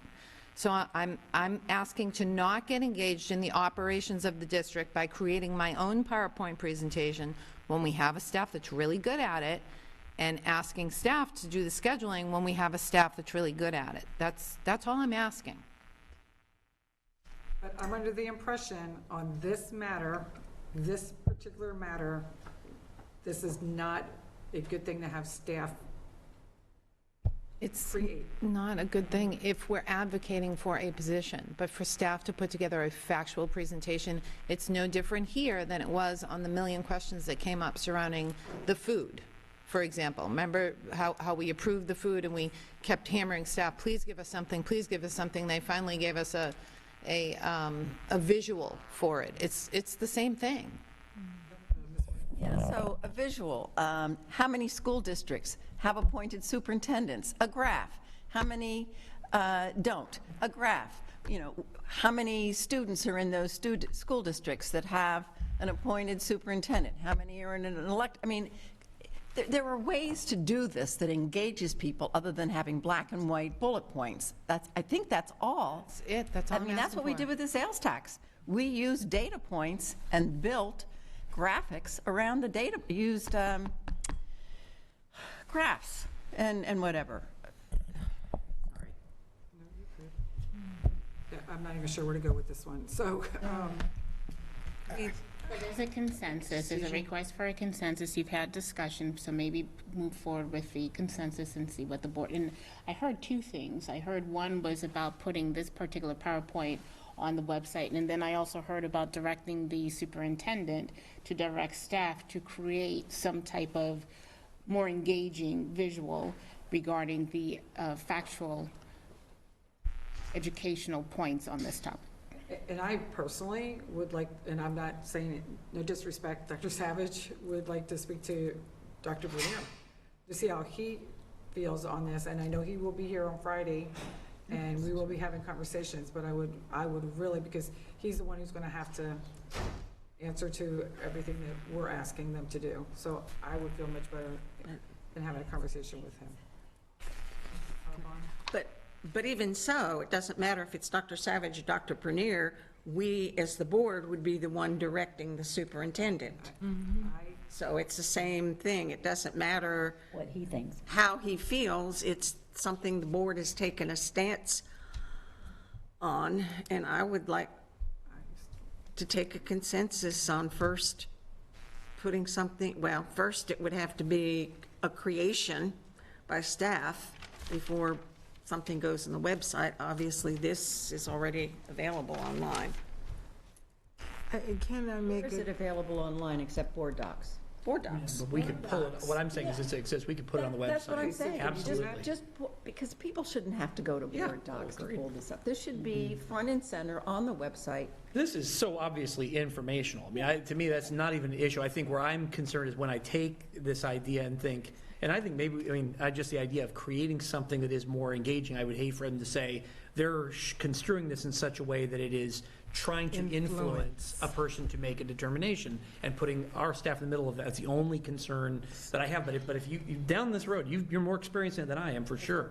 So I would like us to come to consensus that we will move this PowerPoint onto the website as a first step. Then, as Ms. Jordan said, we can have a conversation with Dr. Bernier about where we go from there. Okay, do we have consensus for that? Putting it on the, pulling it up and just having it for educational purposes on the website?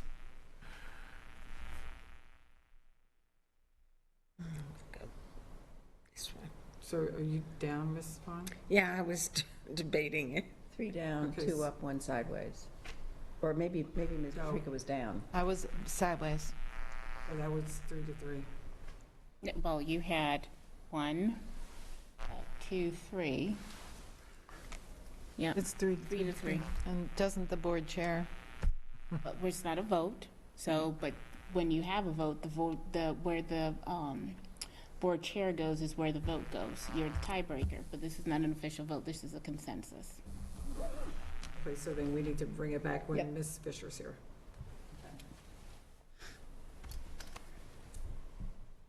And can I make one comment, please, while you're writing that down? You're saying wait for Dr. Bernier to see what his opinion is, but Dr. Savage has already said that he feels uncomfortable doing it, and you still want to go ahead and do it. So if Dr. Bernier says he feels uncomfortable, you're still going to want to go ahead and do it. Just a Dr. statement. Savage does not feel uncomfortable about this being on the website. Okay, I don't need an explanation. I get it. I just was making a statement. Staff I doing was just work, making a and statement. out of respect for both of them, me personally. I totally that's what understand. I totally I'm not understand. asking everybody else to do it, me personally. I just want to explain why I said what I said. Okay, so the next thing is the Miss Cindy. is prioritizing. I have a 5:30 hard stop. Is there any way we can prioritize at tomorrow's briefing? Yeah, Because it's I've got only a good of the it's only order. 2 items. And I have a Alright. good of the order as well, please, before we leave. So there's only 2 items if we want to bring that back tomorrow Yeah. for the prioritize. That, Ms. Vaughn? Can I sneak something in here real quickly? Just wanted to mention that our, speaking of the website, our superintendent search is way out of date. Thank you. I thought it was taken down. No, it's still on there, and it's way out of date. It doesn't give, I thought it was, I'm sorry. no, 'cause it's not, it's online, I on the website. I will check into that, because I Okay, thought it well, I was didn't know done. that you were even still having to do that. So Ms. 'Cause I thought it was done. Ms. Gittens, if you will, would you do that? If you would just change Yes, that that's what I said. into the swearing in. Oh, yeah, okay.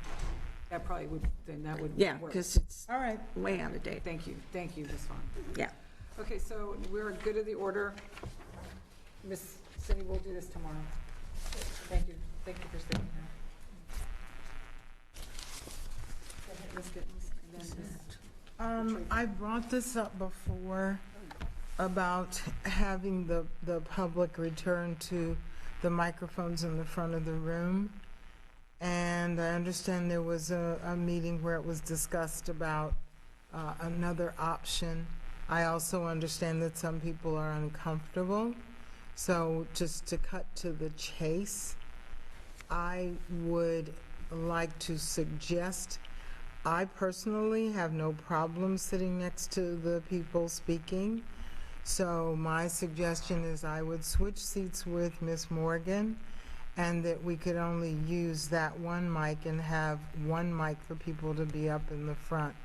I have no problem with it, and I'm not, we have the officers still in here, people are wanded before they come in, and I just think it would, every time I go somewhere and there's some public event and they're talking, one of the main things they bring up is, when are they gonna let us come back? So why can't we just stop that rhetoric, and I'll move to the end, we have them use that microphone, and the safety and security is still in place for everyone else. So I would like to suggest that, please. Thank you, Ms. Gittens. It has nothing to do with you being the hero at the end.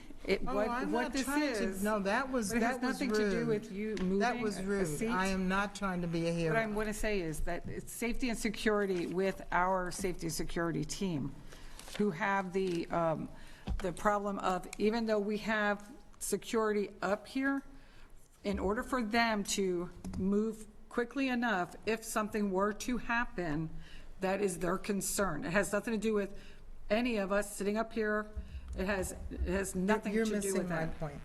No, I understood what you said about moving people up, and that Because you would be other okay. people said that they were uncomfortable with someone at this microphone. So I am suggesting move them to this microphone. And the problem is, it's our decision as a board. It should come before us to decide if, simply enough, that we have them use this microphone. And all I'm not trying to be the hero, I am saying if other people are uncomfortable, I will sit on the end, not trying to be the hero, but just to allow people to feel comfortable and come to the front. We have other people up there, and it's just a matter, if this side of the room is uncomfortable, I'm not uncomfortable, was all I'm saying. I believe we have a safety and security for a reason. And I think that it would behoove us to pay attention because they have a job to do.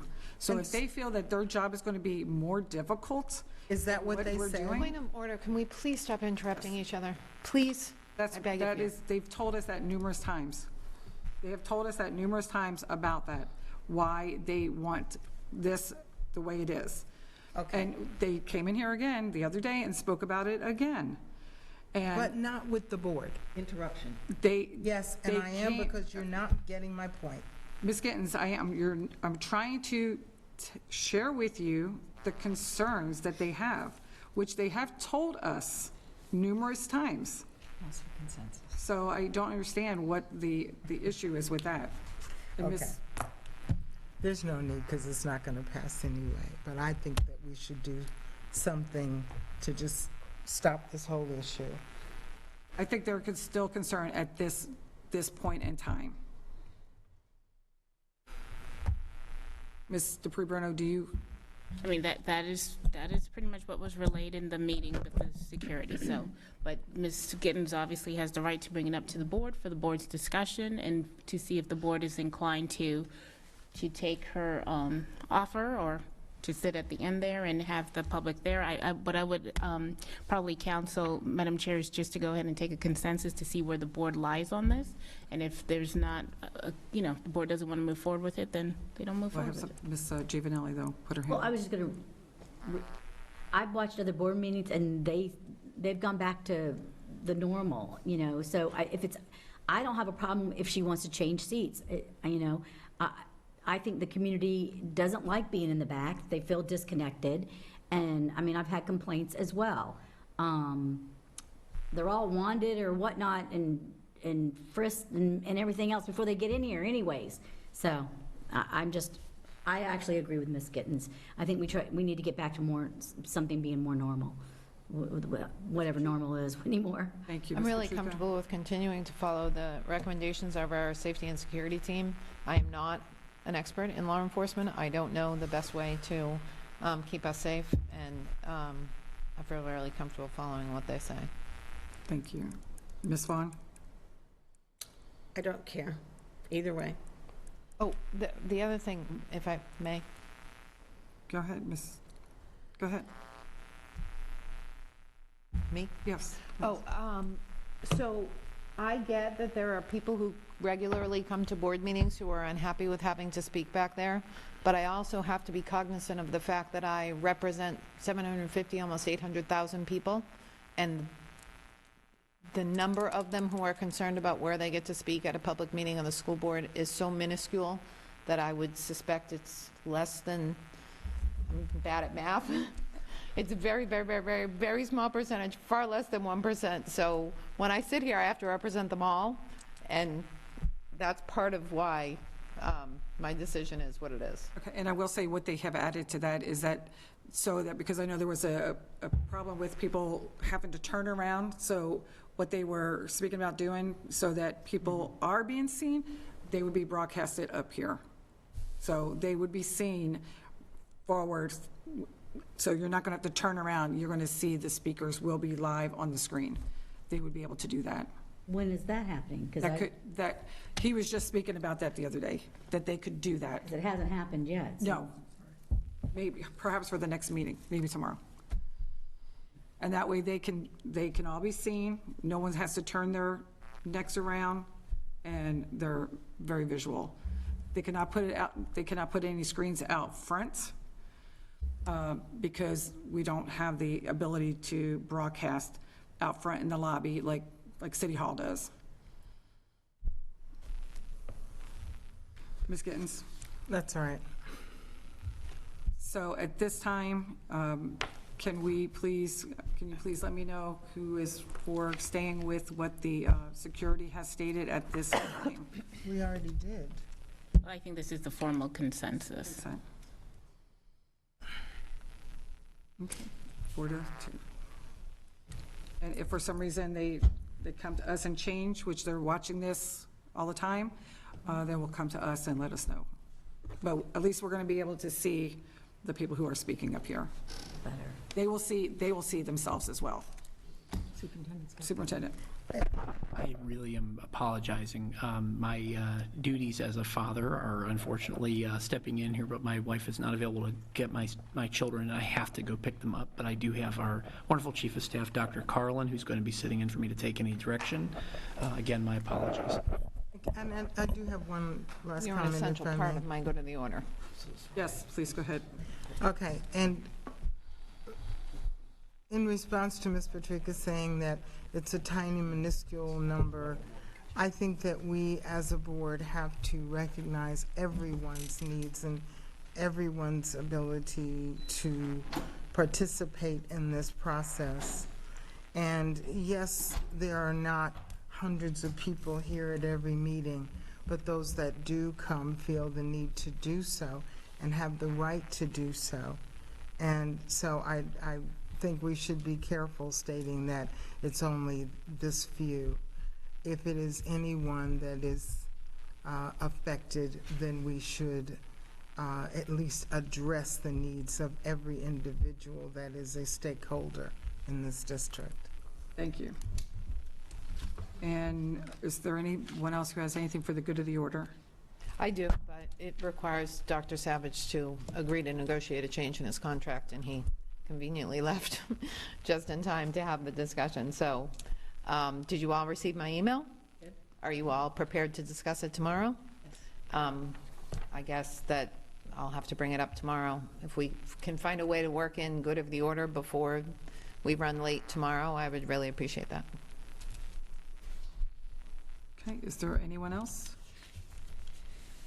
I just wanted to share the book. Oh, I don't know if Wait, all go board ahead, I do have a little Ms. something Jane. that came up. It won't take long. Ms. And Giovanelli. I'm sorry, and I will not take long either.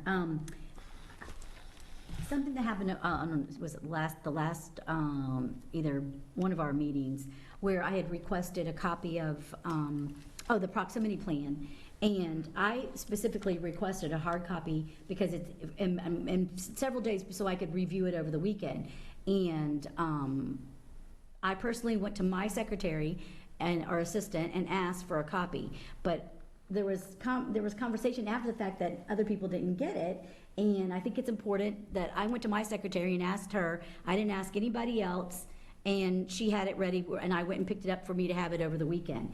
I think we have to be careful on the messages when we are thinking somebody's getting special treatment, because that's not the case if I specifically ask my secretary to do something for me. Yep. And I think we have to be careful because it sets a bad environment for the assistants to who they belong to or who they're supposed to be reported to and the things they're supposed to do for them, and what happened. Also on Thursday at the luncheon at Broadway Palm, Betsy and I were having a conversation because we sat together that day for lunch, and how she didn't want to attend. She had a family thing come up, and she wasn't going to attend the Shine thing. And I said, well, the tickets were very expensive, and you need to work that out. I said, but if you don't want your ticket, that's my husband's only day off during the week, and I would love for him to go. Otherwise, this is the only time we have together. So she volunteered that ticket to me. And so she asked me to send an email to my administrative assistant, which I did. And late in the afternoon, she said she got back to me and clarified with Ms. Vaughn that Ms. Vaughn had offered the ticket to me. And so I just wanted to get that cleared up because there was some misunderstanding with that. And I just think it's important that we don't hold things hard on our staff when board members are asking for things that I tried to go through the right avenues, and it was Mrs. Vaughn's ticket and that my husband used. Thank you. Ms. Vaughn? I just wanted to clarify. I did say that, and I meant it, that I didn't really want to go, but I found out it was such an expensive ticket, I said, I don't want to waste it, though. And I think it was Ms. Roman who called, and she didn't say who it was going to be or even who asked for it, because I understand there might have been other people that wanted or would have used that ticket. She just said, "Are you not going?" And I said, "Well, I really, I'd prefer not to, but I don't want to waste a ticket." And she said, "Well, don't worry, because we have somebody." And I said, "Great," because I believe it's in our board protocol that if we have paid, if the board or whoever whatever budget it comes out, for these expensive tickets especially, and then the person doesn't show up, that we had said, I think a year or two ago, that the board member would be responsible either to find somebody to use the ticket, or the board member would have to pay. So that might have, I'm not sure, it might have also become an issue that evening. But I just wanted to clarify that Ms. Roman was very professional in what she said, and she just said, we have found someone who can go and can use your ticket so it's not wasted. And so I don't have to pay $150. Ms. Morgan? Well, if it's not used for a member of staff or a member of the board, then it should be paid for, because it's taxpayer dollars, and the ticket should have gone to somebody in the district, staff or board, and otherwise it should have been paid for. Is there any more? I'm done on this subject. Are you done on this subject? Oh, real quick. So, well, if that's the case, then is that in our policies or procedures or protocols? If it's not, we need to put it in. Right. That's what I'm going to bring back up. Thank you. Okay, I'm done. So I have an information request. I think both of these items will take less than an hour and a half. If I could get a blank Lee County School District PowerPoint presentation, and if I could also get a list of the groups to whom we provided a half-penny sales tax presentation, along with their contact information. I think that'll take less than an hour and a half. And I'm rethinking my good of the order, because I do think there is a portion of this that we can discuss, and it's important that we act quickly. So I will read most of my email to you. I understand the following to be true regarding Dr. Bernier's and Dr. Savage's contracts. Dr. Bernier negotiated the start date for his superintendent contract based on a conservative and forgiving timeline of what he thought might be required to wrap up his work in Clark County, Nevada, find a new home in Lee County, pack, move, etc. That timeline has been accelerated to the extent that, and this wasn't in my email, but we all received an email or a text today telling us that he is physically present now in Lee County. Not only that, but I believe that he is not just physically present, but he's willing, capable, and able to begin work on or about April 15th, meaning begin work as the superintendent, not as a consultant. The board and Dr. Bernier can agree to accelerate the start date in his superintendent contract. Attorney Dupree-Bruno, is that true? Can both parties agree to amending a contract without there being a breach? So there will be, the contract with Dr. Savage and the board would have to be amended. The contract just on the between, Bernier piece right now. okay, so there'll be like 3 different contracts, because the consultant contract as well as Dr. Bernier's superintendent contract. Okay, so, and it's my understanding too that Dr. Bernier is willing to change his start date.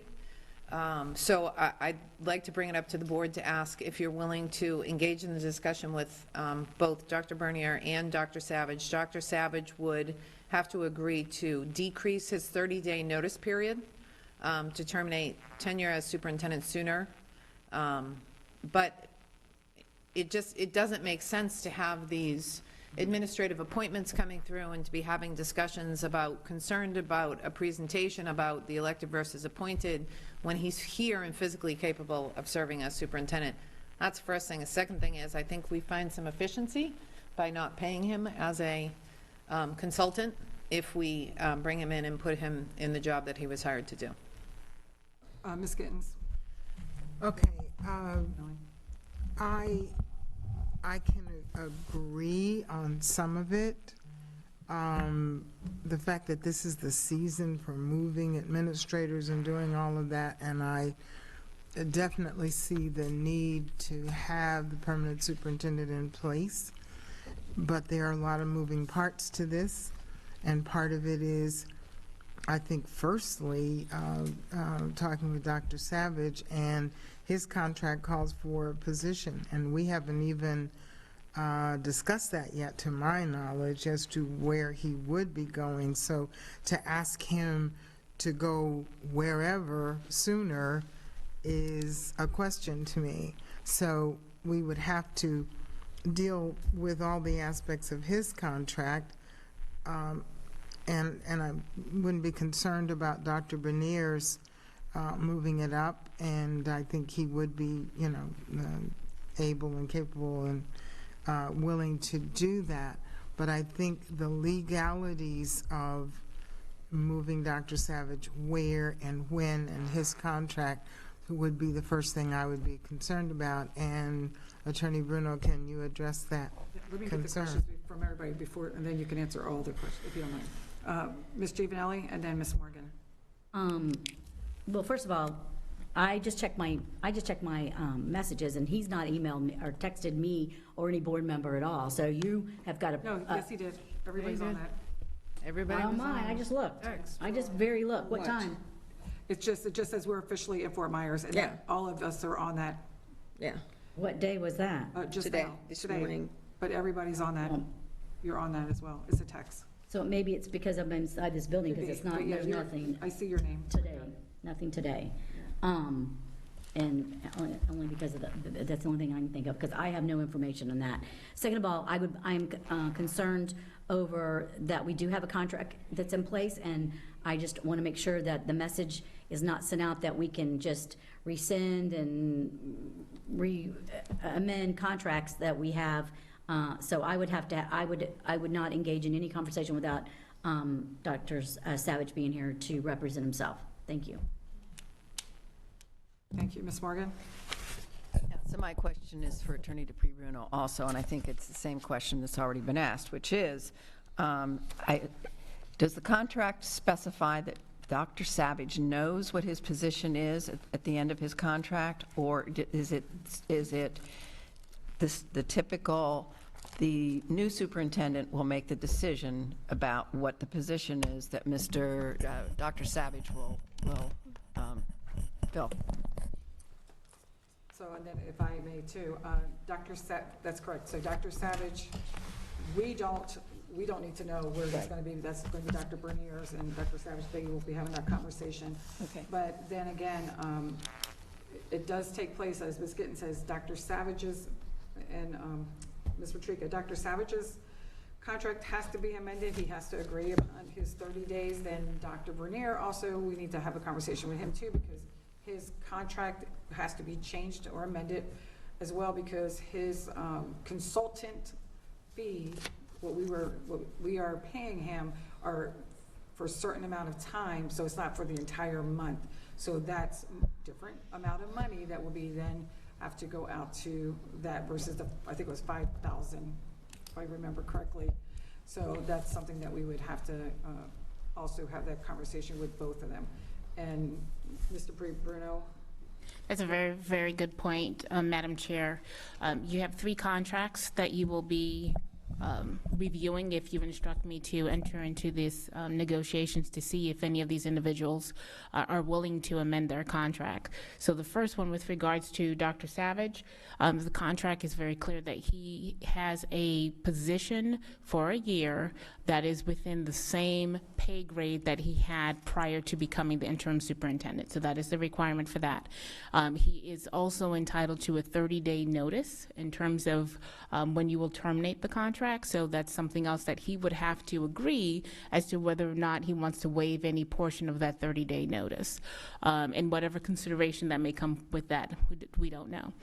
With regards to Dr. Bernier, you have 2 contracts that are at play. One of them is the consultant contract, and the other one is the interim superintendent contract.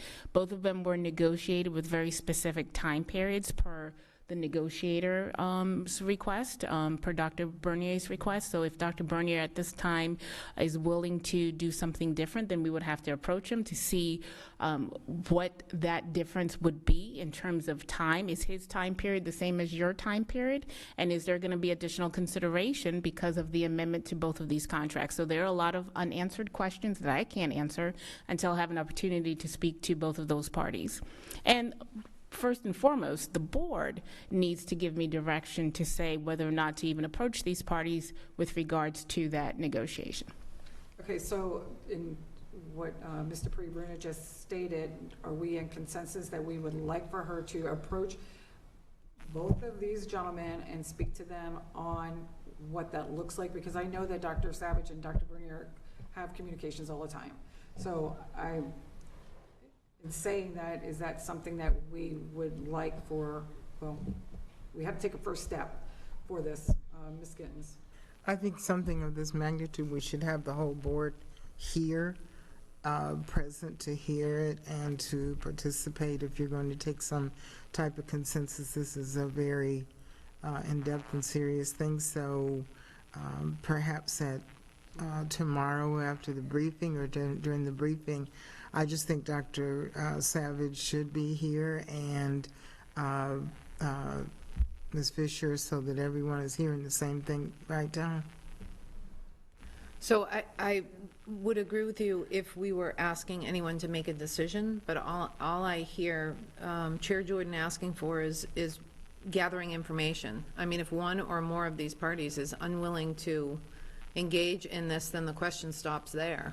So I think that reaching out and saying, hey, this is the board discussion, are you willing to amend your contract, and then bring that back to the board and we can decide what those amendments would look like. I think that makes sense, number one. Number two, Dr. Savage should be aware that this conversation was coming up today, because I did send this email to everybody quite some time ago saying that I would be raising it today. So this is not a new or surprising issue to him or to the absent board member. So I would suggest that we seek the consensus so that we can move forward. Perhaps this dies tomorrow. Perhaps it doesn't. I don't know. But gathering the background information between now and then will give the board direction on what to do next. Ms. Gittens? So what does our consensus right now say? That we want to move forward with this or not move forward? Because, I mean, no. It's our decision, but it's not until the attorney at least hears from and discusses it with the two parties involved. And there's still the missing piece that we don't know what that position is for Dr. Savage. That could make the difference in him deciding whether he wants to do this or not. I just would feel comfortable waiting until tomorrow. I mean, if you want the attorney to look into it and speak to each of them, you know, before tomorrow, perhaps, but I don't know. I think we're... The only reason I'm saying it to me, it doesn't, because I know Dr. Savage did receive that because it was sent to him. So, I mean, I know that everyone has that information, but I just think we're not saying this is what we want to do. We're just asking Mr. Pre-Bruno to have a conversation. If either one of them say no, because they have to ask that question, what does this even look like to them? You know, to each one of them, for them to even make a decision on what's going on. But as far as the position, we have nothing to do with any kind of position. That's going to be between them, the two of them, on where he goes. So I'm just going to put that out there, is can I have consensus for Mr. Pre-Bruno just to have a conversation with them? And I'm going to assume that you would speak to Dr. Savage first, because he is here, he's present, he's ours right now. And I think for the, to be respectful, I think that's the way that, me personally, I'm just saying. So do I have consensus on that for a conversation? I'm not surprised. With Dr. Savage not being here, I'm not having any conversation. Hearing that, I agree. So it's 4-2. Thank you. Thank you.